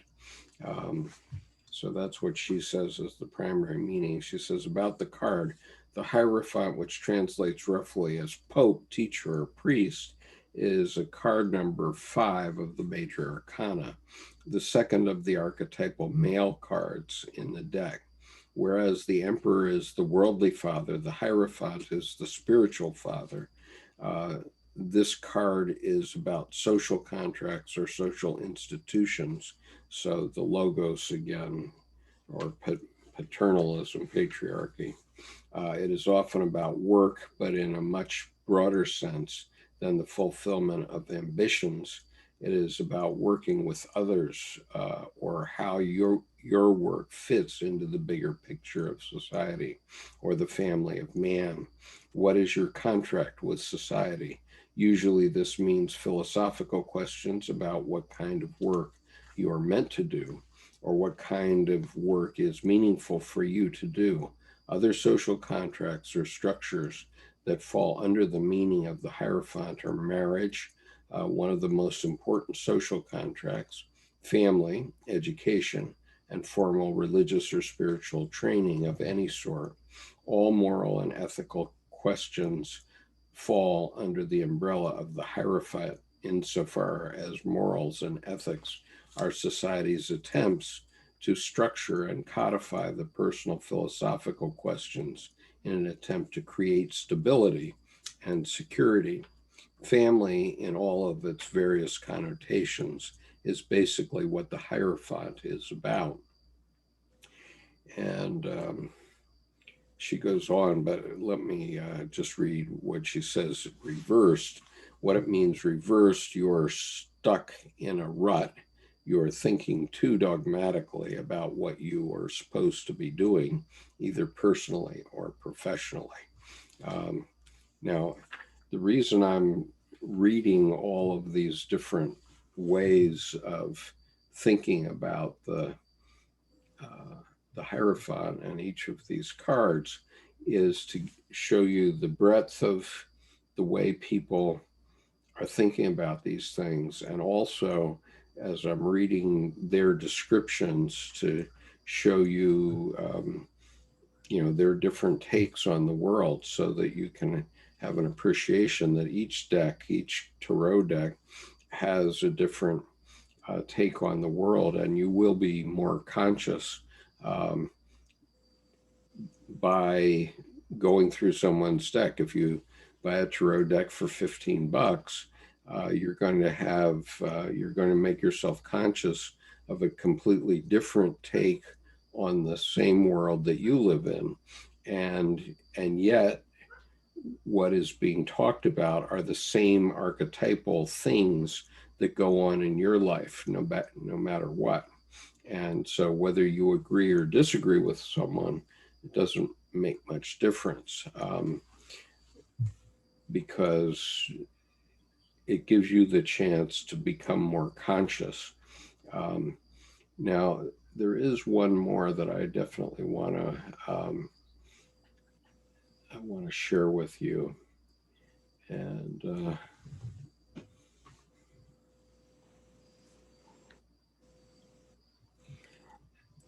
so Samantha Wright says something about cat grooming. Yes, there's even a tarot deck about cat grooming. I would acknowledge that. Nicole, I want to show you the Hierophant from the She-Wolf, the She-Wolf deck. It's quite dramatic, and it being after 9 o'clock, I think we won't shock any kiddies if I show it to you. So this is the She-Wolf deck. Wow. And somewhere here, I thought I had her discussion. I have this pile of things in front of me, so it is getting out of hand. There's the book over there. Every week when I do this, I bury myself in books and tarot cards. So here's the She-Wolf guidebook that I have, and this is her Hierophant, which is quite dramatic. Yeah, that's pretty powerful, isn't it? That Pardon? one really resonates. Yeah. The imagery in that very powerful, like with the skeleton. Yeah. Okay, so yeah, so it's very, very, very powerful. And so here's what it says. Hierophant, it refers to Taurus in astrology. Keys are wisdom, higher self, master voice, search for truth, guidance, artwork illumination. Okay, so this is what this image means. The higher self is shown by the 6 heads on either side, leading to the 7th, pierces the heart of the current self with a sword of light. One side is light and the other dark, representing the eternal duality of nature. Even the higher self has a shadow. In numerology, 7 is the search for truth. The truth pierces the heart of the naked woman. She is bare and holds her hands in prayer. She receives the information willingly. Below the skeletons of the lower self reside, having long passed into obsolescence.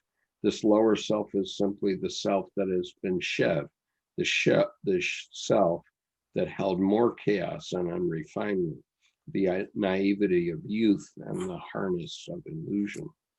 So the skeletons are the naivety of youth, like some of the commentators on the YouTube channel here, and the harness of illusion. So light, the search for truth, leads as many places in the world, but internally it leads us to the crystallization of ourselves. If we receive this card, we are either being called upon to be the wise master of our lives or seek one out. If seen correctly, everything and everyone we come across is a teacher. So perhaps this is a call to adjust our perspective accordingly. In any case, the light of wisdom is asking to come through. It is time to level up. Shadow, and so this is the reverse review of it. In the search for truth, we may have become stuck in dogma and intolerance for perspectives other than our own.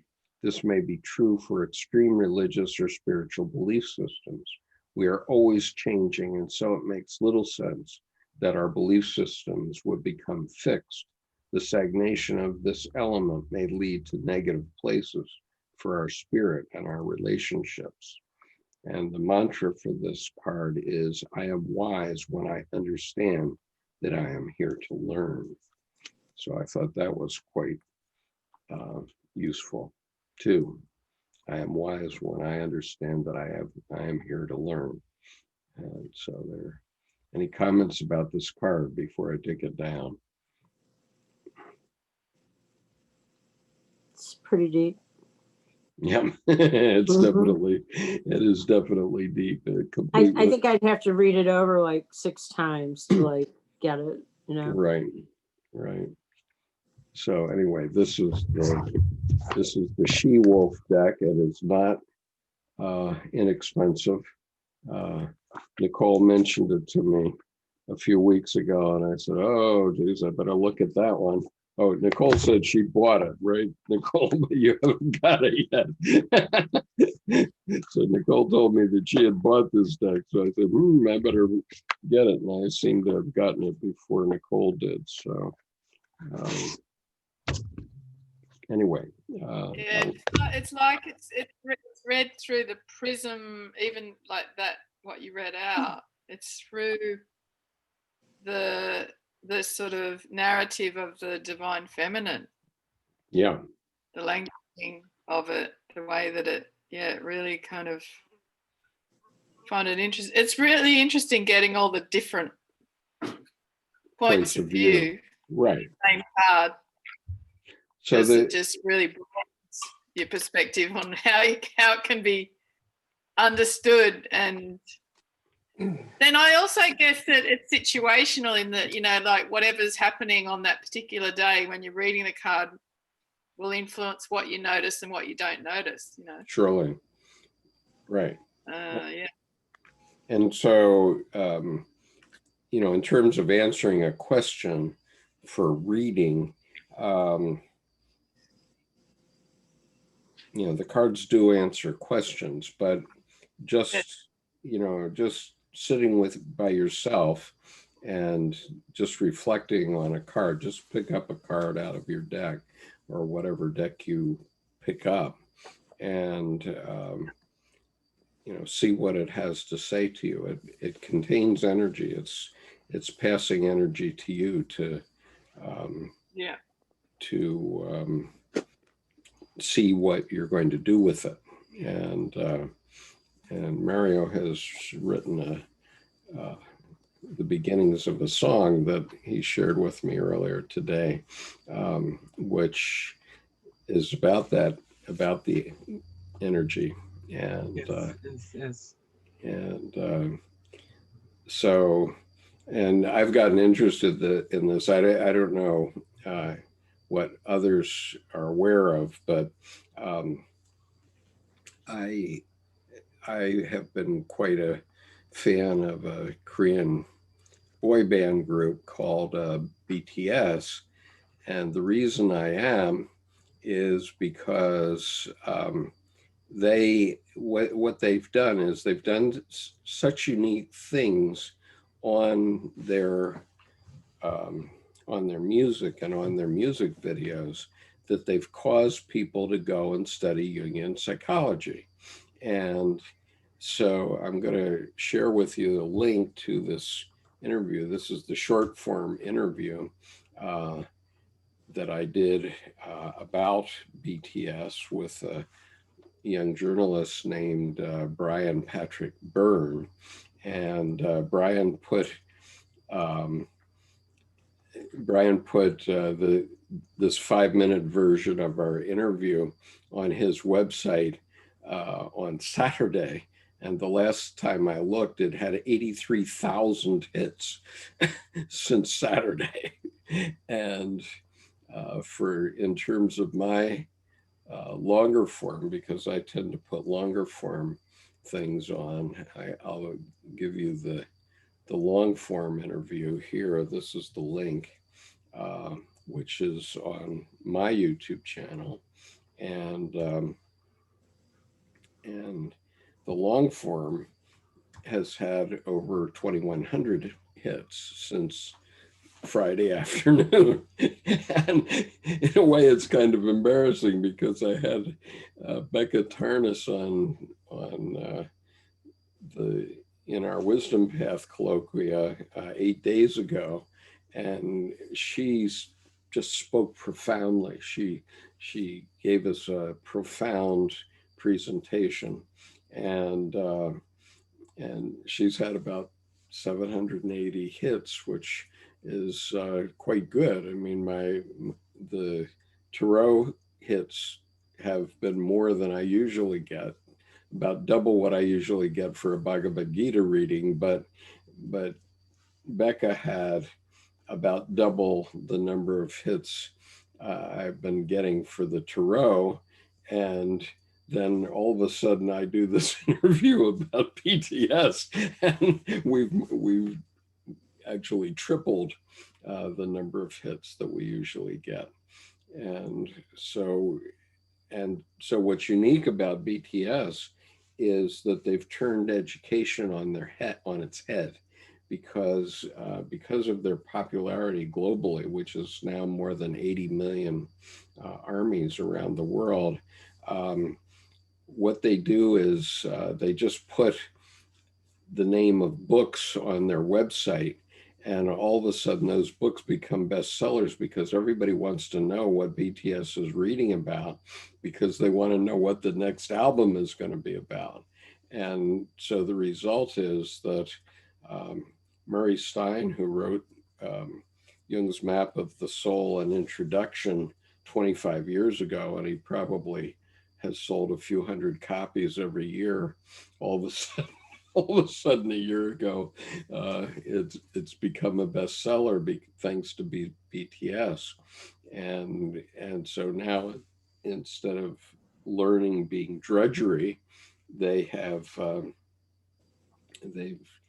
turned it around so that the people who are following BTS want to learn, and they're teaching it. I mean, they're teaching Jungian psychology in their last 2 albums, and it's really an incredible turn of events, because one of the reasons I've been doing my work over the last decade is to make information about Jungian psychology more available to people. It's very hard to break it out of the silos of Jungian analysts who basically like to talk to themselves, talk to one another, or their analyses, and for them, talking about it outside of their clinical sessions is like a busman's holiday. But and so it's difficult to get the information out of that silo of Jungian analysis. But now BTS has completely opened that up. and so what I'm Yeah, I'm fascinated by BTS and who's behind them. Like who's well, there, who are the people that are obviously really well informed that are, you know. yeah, there's a gentleman named Bang, which is interesting because my in-laws are named Bang also. But anyway, Mr. Bang went to a university in Seoul, and somehow he came upon Jung's work and Hermann Hesse's work, and had the vision to bring it. He certainly understood how powerful archetype can be, and so he brought it to the attention of the world. And oh my God, it's just amazing what's happened. I mean, just the idea that Brian Byrne could have had 83,000 hits on a 5-minute interview with Conover in 2 days is just, way over the top. And, not that I said anything special, but if you look at the short form video, you'll see that it's quite engaging and quite interesting. Okay, so I've been doing a lot of hierophanting here and teaching. Nick, do you have any closeout comments you want to make? Yeah, there's one thing that's coming to mind. I was just sitting here just thinking about how I could make this a little more Jungian. And the thing that I was thinking was that, well, first off, how many people here, were any of you involved in the readings of Memories, Dreams, and Reflections?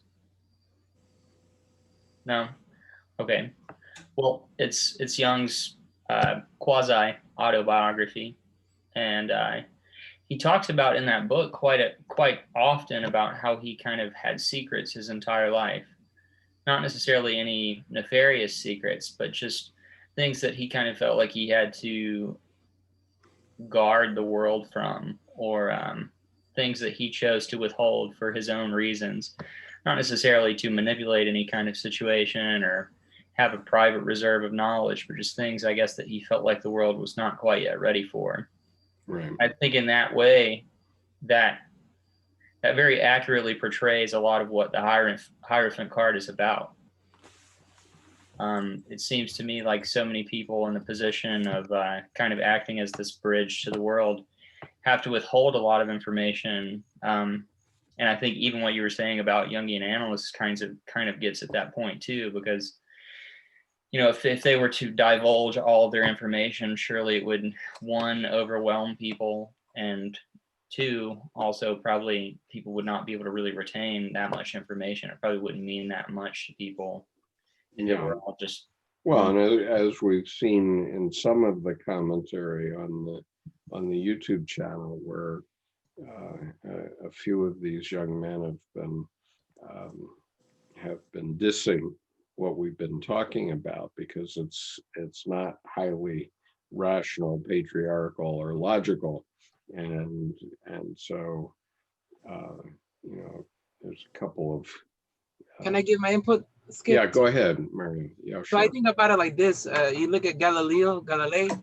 He was a Hierophant, right? And he knew much about the world. He knew and I feel like he was born in a generation where his knowledge, unfortunately, was highly prosecuted. And I feel way ahead of his time. Yeah, he was way ahead of his time. And I think Carl Jung was aware of what time he lived in, and maybe he saw that maybe in the future, like right now, we could have these conversations publicly and not be burned at the stake, and right. goodness. Yeah, that's certainly an element of it for sure. Sure. I think there are also just certain things that he talks about, not necessarily for fear of prosecution or anything like that, but just that he, from a very young age had these certain dreams that indicated this very weird kind of underworld thing that was going on. I think the word that he uses is chthonic. Yeah. which, you know, even still, it's not necessarily that it's like looked down upon to talk about, but they're just difficult things to even rationalize or put into words. I mean, they're Well, ideas that are they're just not so rational. They're explicitly not rational. And Yeah. and you know, he said about his red book, which he didn't have published in his lifetime and didn't get published for 48 years afterward. He said, who would understand it?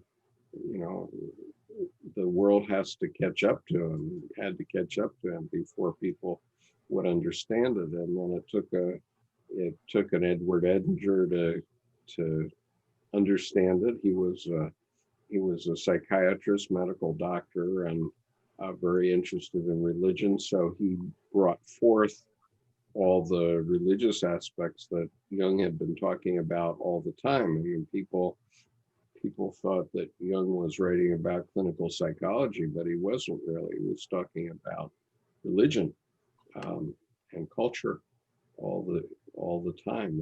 Those were his topics.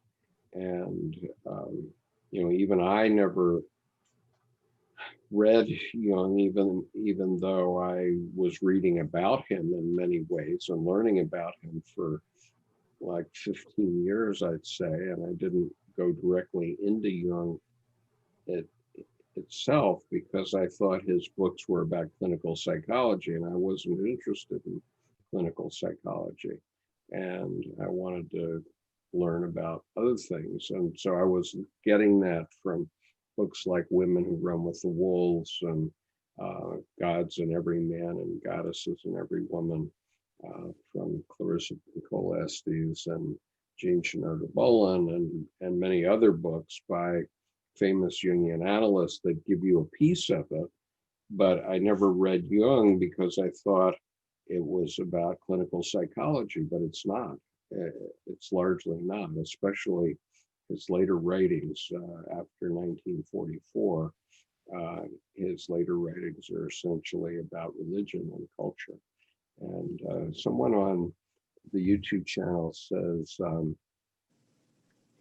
this is a person who identifies as Star Wanderer Tarot, and she says, the Hierophant takes in the knowledge and dissects it so that the masses don't have to. Sure, it's an intermediary, as the priesthood has always been an intermediary with the higher knowledge of the spirit, and it's difficult to convey the irrational, the unconscious, to most people in the present. Its dark tones or chthonic, as you said, is just too much for some to digest. And you know, quite simply, you know, Jung as a medical doctor up until the time he was 38 and a professional psychiatrist had been brought up in the rational world, in the logical world. And when he started his Red Book period, which was a crisis period for him, he realized that he had to give up all that rationality, and he had to look at things from an irrational point of view. So, and this is the point. So let me read the first two paragraphs of the Red Book because they really relate to everything in Jungian psychology and why people who are rationalists don't get it. You're not going to get it because it's about the eros. It's not about the logos. And I think that's something that's really interesting too about Jung's life. If you were to look at it, it's almost like it can be viewed through the lens of tarot in a certain way. Absolutely. I mean, it's almost like he emerges through ego, through rationality up to a certain point, and then experiences this very profound death. Right. And just speaking of tarot, since I pulled this up, this is Sally Nichols' book, Tarot, the Archetypal Journey, the Jungian Path from Darkness to Light. In the forward to it, which is by Mary Greer, she says the only card he talked about in particular was the devil. And here's what he said. Now, in the Tarot, there is a hermaphroditic figure called the Diabla. That would be in alchemy, the gold. In other words, such an attempt as the union of opposites appears to Christian mentality as devilish, something evil which is not allowed, something belonging to black magic. And so we see in our attempts to have union in the United States right now in our current affairs that the two sides see one another as devilish, and yet, from my perspective as a retired military officer, they're all Americans for me, and we need to think of ourselves as the United States of America, and we're almost precisely what God would have wanted in order to manifest the gold of humanity, if you will, since we've combined every culture, every race, every religious and ethnic group in the world are Americans here in America. And, notwithstanding what you might see on the television set, if you go down to the grocery store, everybody's getting along pretty much just fine. And yes, we do have unfortunate incidents from time to time, but that's not the reality of most Americans. And so here are the first two paragraphs of the Red Book. If I speak in the spirit of this time, I must say, no one and nothing can justify what I must proclaim to you. Justification is superfluous to me, since I have no choice, but I must. I have learned that in addition to the spirit of this time, there is still another spirit at work, namely that which rules the depths of everything contemporary. The spirit of this time would like to hear of use and value, rationalism, of course. I also thought this way, and my humanity still thinks this way. But that other spirit forces me, nevertheless, to speak beyond justification, use, and meaning. Filled with human pride and blinded by the presumptuous spirit of the times, I long sought to hold that other spirit away from me. But I did not consider that the spirit of the depths from time immemorial and for all the future possesses a greater power than the spirit of this time, who changes with the generations. The spirit of the depths has subjugated all pride and arrogance to the power of judgment. He took away my belief in science. He robbed me of the joy of explaining and ordering things. And he let devotion to the ideals of this time die out in me. He forced me down to the last and simplest things. The spirit of the depths took my understanding and all my knowledge and placed them at the service of the inexplicable and the paradoxical. He robbed me of speech and writing for everything that was not in his service, namely the melting together of sense and nonsense, which produces the supreme meaning. And then he goes on with this supreme meaning. But anyway, you'll have to get your own Red Book to to get that. But the point is that he, right at that point, right at the very beginning of the Red Book, he turned his back on rationality. He turned his back on the patriarchy. He turned his back on the structuring of the church. And he knew that, and he knew he was going to be criticized for that. And yet he spent his whole career, the next 40 years, explaining himself and what it meant. And I've always thought, and I've been at this for 33 years now, that if we had this information more available to us in the general public, then we would look at one another more differently and be able to behave differently. And so that's why I've gotten involved in this for so long. Star Wanderer, let's see. Guys, I'm gonna have to check out. It's nice meeting with Okay. you all. See you next week. Bye. Right. Nice meeting you too. And so Robbie Paulson says, I went, had a conversation with a coworker about some experience in spirituality. And honestly, the conversation was nice. Feels like some people are becoming to open up more. And they have been for,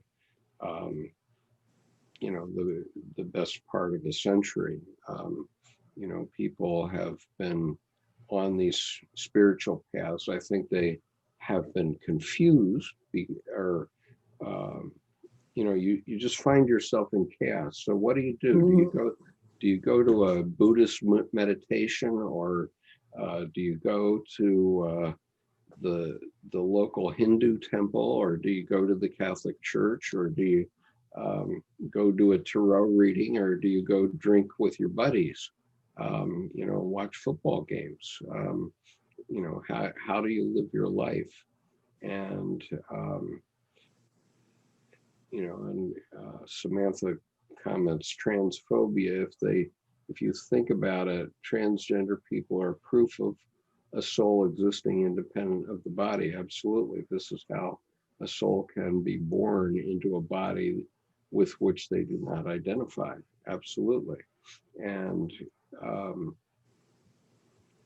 so that's a manifestation of this very thing, but not that all of us would want to manifest in that way, but it helps us understand what's happening, and it also helps us understand why you can't pray the gay away, or whatever it is. You know, these crazy ideas that you get from some fundamentalists that say you can you know, you can electric shock people or give them a lobotomy and everything will be hunky-dory after that. It doesn't work that way.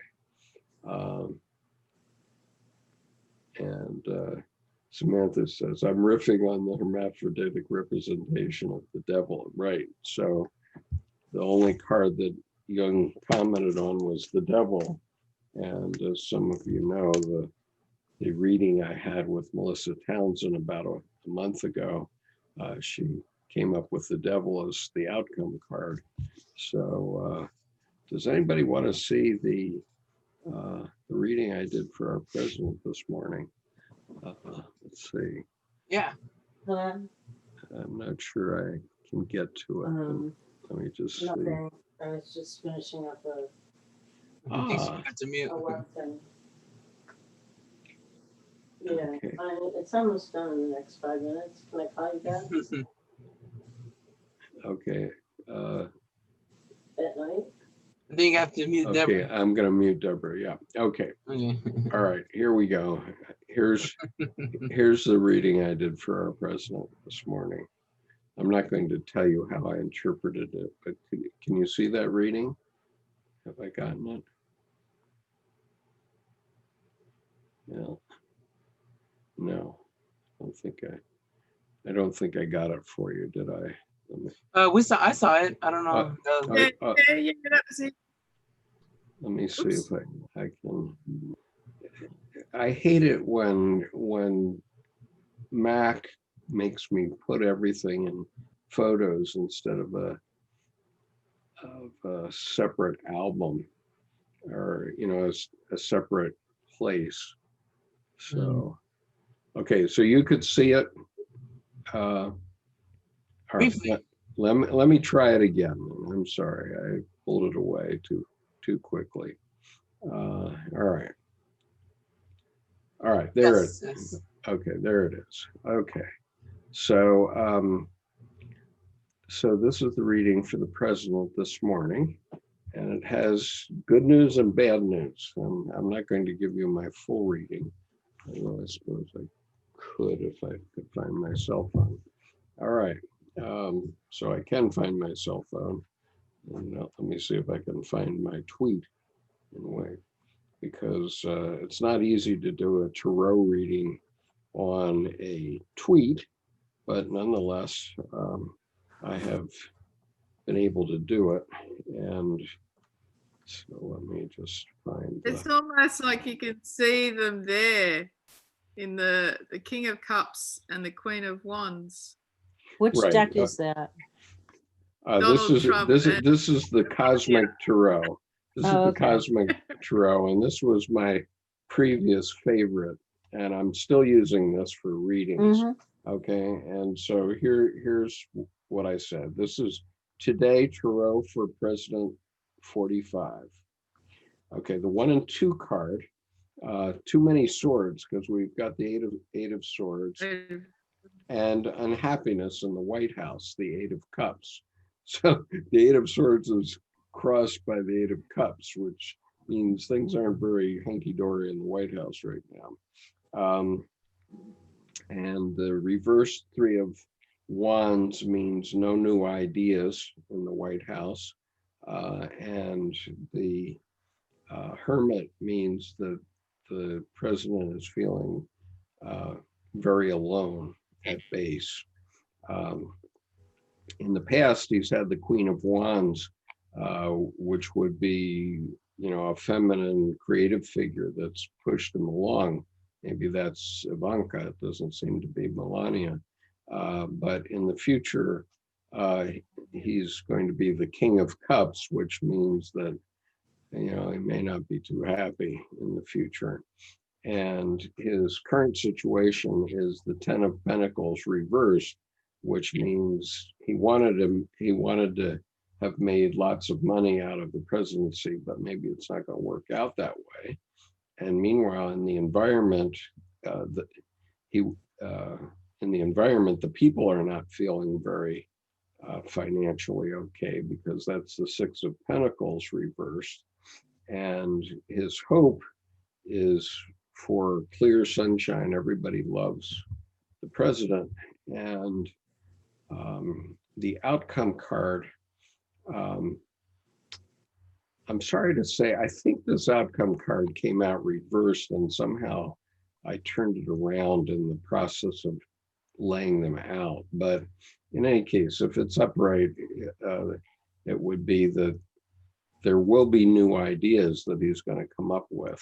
And the question is whether the good ones, the lion is waiting to pounce behind him. So if they're not good ones, the lion may eat them.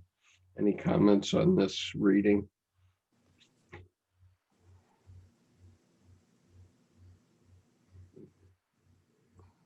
Okay. All right. Well, you get the idea. So that's the way I read it this morning. The way I read the cards, this is the Celtic cross, and I read this as 1, 2, 3, 4, 5. This is the past. 6 is the present. 7 is where the questioner, the client, is right now. 8 is where the environment is. 9 is hopes and fears. This is obviously a hope. And 10 is the outcome card. I have a question. Sure. Which is just related to the Celtic cross. I have some books that have 5 and 6 reversed in the spot. Why is that? Well, like some are, do you know what I mean? Some people have it on the other side. I don't know why. Okay, I just thought I'd ask. Yeah, I mean, I used to read it that way also, Deborah, and then more recently, as I've picked this up again and started to pay attention to it, I have.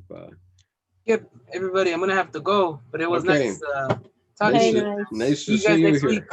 See you guys next week. See you next week. Next week we're gonna do the lovers, so that'll be. Oh, the lovers. Okay, that'll be good. All right.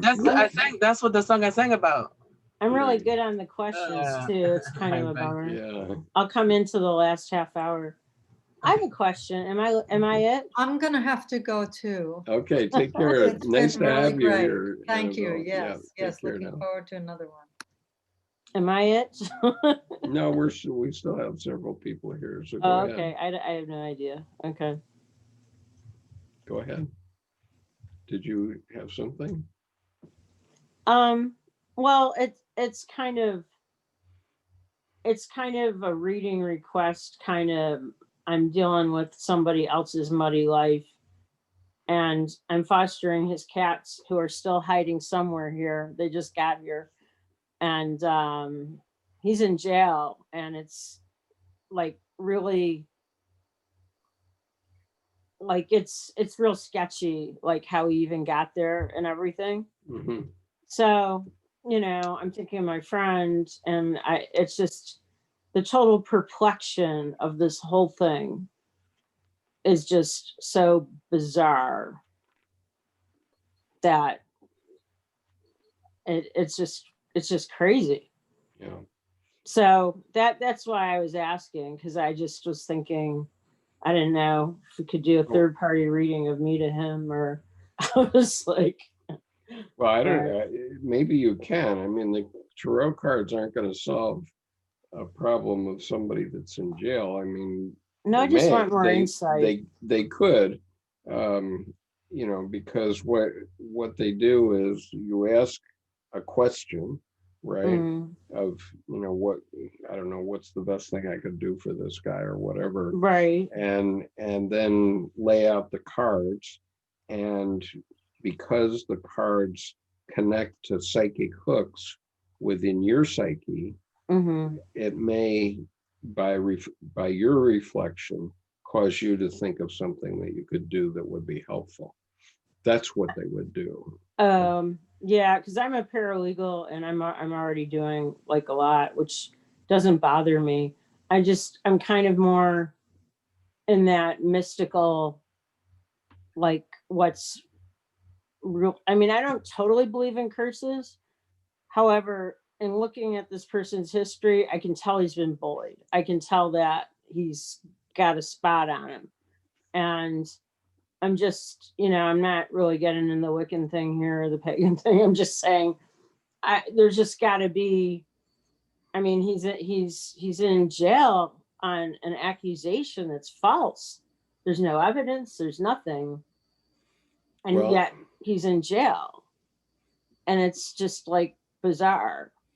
Somebody basically claimed that he said he was going to burn a judge's house down in his landlord's house. But none of that made any sense because he was winning his case. So none of that makes any sense. And then all of a sudden he finds himself, in jail. And the whole thing about whether the landlord fraudulently posted something that got him there, or there's something else going on. Okay, very unknown. Very unknown. It's very strange. So I was just trying to find some mystical insight. I officially gave up the practice of law in 1979. Oh yeah, I forgot. I forgot you were in law. I totally forgot. I'm still an attorney in New York, so I wouldn't want to give any impression on that one. But certainly some people can be cursed in the sense that if they hear a curse, or they are aware of something, it can affect their mental attitude. Okay, and that in truth is a curse, and it can cause people to do things. I mean, Jung, let's see, Eva, when she was on the 29th, played a little clip from Jung's interview where he said,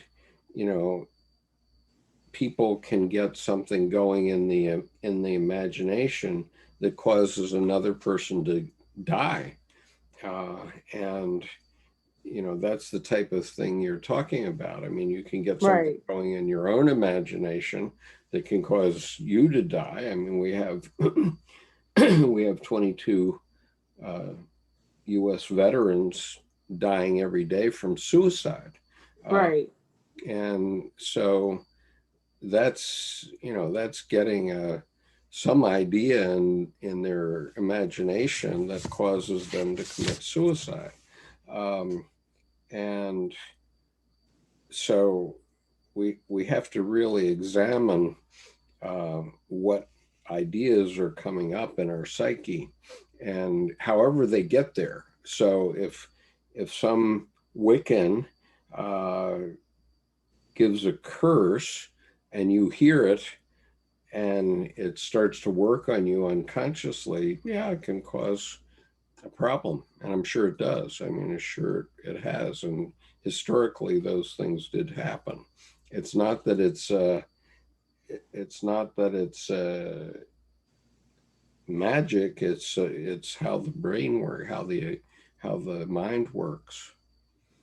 Do you think it's kind of like self-fulfilling prophecy, as we say? Yeah, sure. Okay. That's kind of what it is. I mean, Nicole, do you have any reservation about that? Oh, it's really a.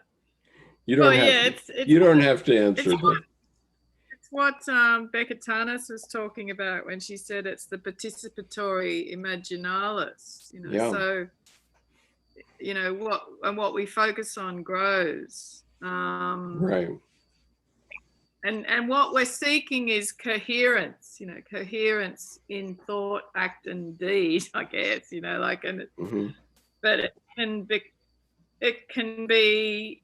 You know, we go into these spaces of confusion out of empathy to some extent, you know.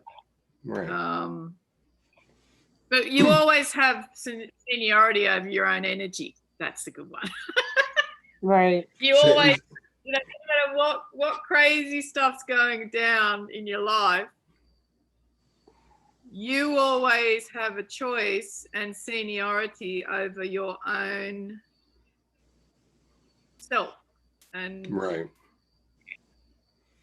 You know, I think to some extent you got to take responsibility for the fact that you're in the shit. Yeah, no kidding. No kidding.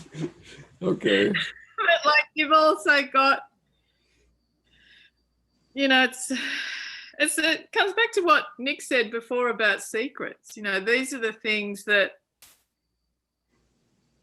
we forget about for good reason. You know, like we want to forget about them, yeah. We don't want to recall those, but there are, you know, I have seen it a lot, you know, like, and stories people have told me and things like just things that people remember from their strange, because if something doesn't sit right, isn't coherent, it does tend to keep bobbing its head, you know. Sure, you're not thinking of it for 3 weeks or 3 months, and then something triggers it and brings it back into consciousness. It doesn't go away until you've you know, fully digested it internally. Yeah, and these you know, rituals and the sacred. So there's the chthonic mess and the gooey yuckness. Right. So I mean, Deborah, if I were in jail, right? If I were in jail, I would think that, you know, there are obvious solutions and various paths. I mean, you can pray, but also, you know, you could look at the tarot situation, including the minor arcana. Okay, and we're going to get into this stuff in detail. You can look at the tarot and say, okay, where am I in this, and who are the people that are playing parts in this, and how can I reach out and touch them even though I'm in jail? And there probably are ways.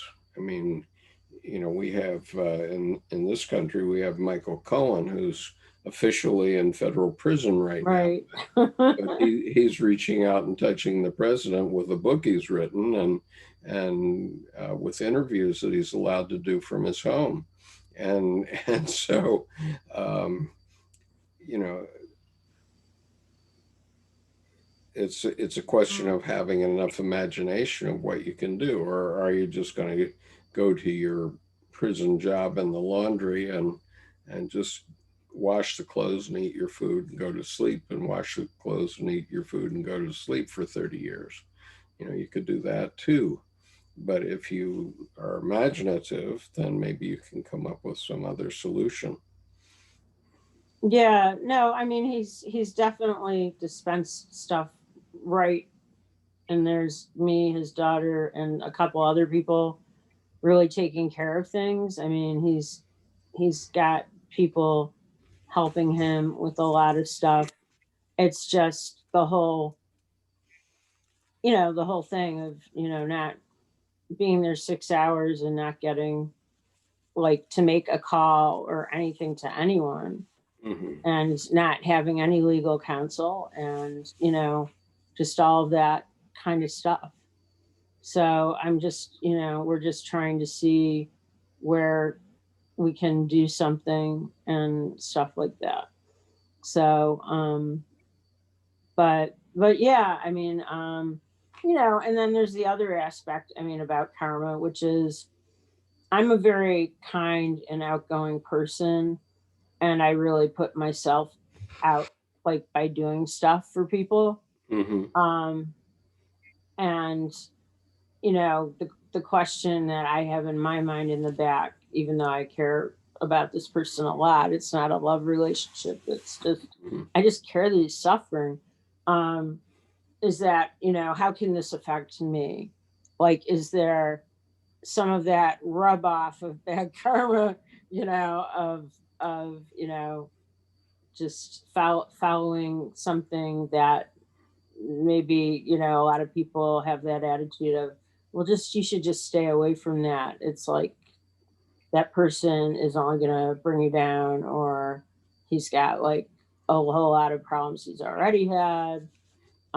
Just stuff like that. I mean, sure, I think about that, Sure. but not because I want to be selfish, but because I'm a sucker for a whole lot of stuff. So Yeah, well, a lot of us are. We're all suckers for something, right? right. And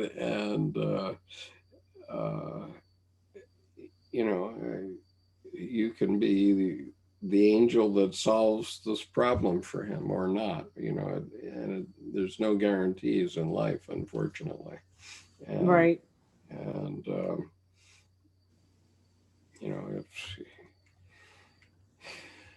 we all have our ups and downs, and that's what I've been addressing for years, but I'm afraid I'm fading fast here. So this has been a 2-hour session. Well, this has been wonderful. Thank you so much. I'm really glad that I got something in my, I'm doing this through Meetup, and I've been trying to do this like forever. So I was really glad I got something that reminded me of it while I was like sitting here doing other stuff. Thank you. You're welcome. And so you found this through my Meetup announcement? Is that I found this through Meetup years ago. Oh, okay. And I just would always have like these issues where it's online. I know it's online, but my brain would just kind of do that disconnect of forgetfulness. And now that everything is gone online and all my meetings are online, and it's easier to think in terms of scheduling online than it used to be. Like, okay, I'm out and about, and then, oh, I forgot. Yeah. Right. So it's easier now that everybody else caught up with you. It's like, yeah, I was anathema to going online, but great. In this process, I had 2 joint replacements. I had a knee replacement. I had my knee replaced and my ankle replaced, and now I'm going to have my hip replaced. And so the only way I can do this stuff is by doing it online. And presumably when I have my hip done, I'm not going to be able to sit here for 2.5 hours talking to people. No. I'll have to figure out. When are you going to do that? I hope after COVID. Right. you know, I know that I have to have it done, but the doctor gave me a referral to somebody who gives steroid injections to reduce the pain for a few months. So I'm going to try that. I hope that works for you. I mean, I had a colonoscopy and I was shocked at how everything is just totally set up differently, like where they were just like one person next to the other. Now it's like they put me in somewhere where I had 3 units around me. Like there was nobody there at all because of the way the plugs were and the only way the bed could go in, you know, because there was one set of plugs there and the other on that side. So they had to give us a double. And then, you know, they're all walking around in spacesuits and stuff. I mean, it's pretty fascinating to think that we never thought of just doing stuff like that to begin with, and surgical and stuff like that. But it might not be. I'm not worried about. Right I'm not worried about the surgery per se, but I am a little concerned about you know, the recovery. Yeah, and you know, especially in this time when I'm trying to help my wife with her mother, my mother-in-law, who's 90 years old. So we're in between. Yeah, so I have I'm dealing with that with my folks now in Buffalo. My dad's really been through a lot. Yeah, Sayat Nova has said, how do I join these conversations? So I have to give you the link so that you can join the conversation. So I'm gonna wait a minute. Okay, so on YouTube, I'm giving the link to how to connect to us, and I'll put it here too, but I think everybody here is already connected. So it was fun having you here today, Nicole. Thank you for joining. Yeah, thanks. I really enjoyed it. It was great. Yeah. And thank you. I have a question. Yeah. Okay. You had a full knee replacement or a partial? Full. Yeah, because I had a partial on my right, and it didn't take care of the arthritis because I didn't have a full done. So I was thinking of doing a full on my left, but I've heard that the recovery is like really hard. Is it that bad? Well, it's not that bad, but you have to do it. It takes 8 weeks. You know, for the ankle, it took 8 weeks. You know, but the ankle is actually harder because you have to go around on your knee on a scooter for 8 weeks. The scooter. At least with a knee replacement, you can do it with a walker. And I'm told that, you know, hip replacements aren't that bad, but anyway. Well, thank you for that information. I'm trying to figure out how to handle stuff because I live on a 3rd floor with 6 sets of 10 steps. Yeah, I know how that is. When I first broke my leg, the one where I've now had to have it replaced, I was up 46 steps in a penthouse. Oh my God. and that was not good. Okay. Yeah. Well, thank you so much. And I'll unfortunately be cutting into you guys when my class is over at about 9:30, but thank you. I appreciate your time. Nice chatting with you. Thanks, Nicole. Thanks, Nick. Thank you. Thank you, Nicole. Thank you for being here, Nick. Nice to see you tonight. Bye-bye. And thank you, everyone, for being so patient with me. Yeah. So we've had people from Australia and Singapore here, in addition to Americans. That's amazing. Yeah, terrific. That's so wicked cool. Thank you so much. Take care now. Bye-bye. You too. Bye-bye.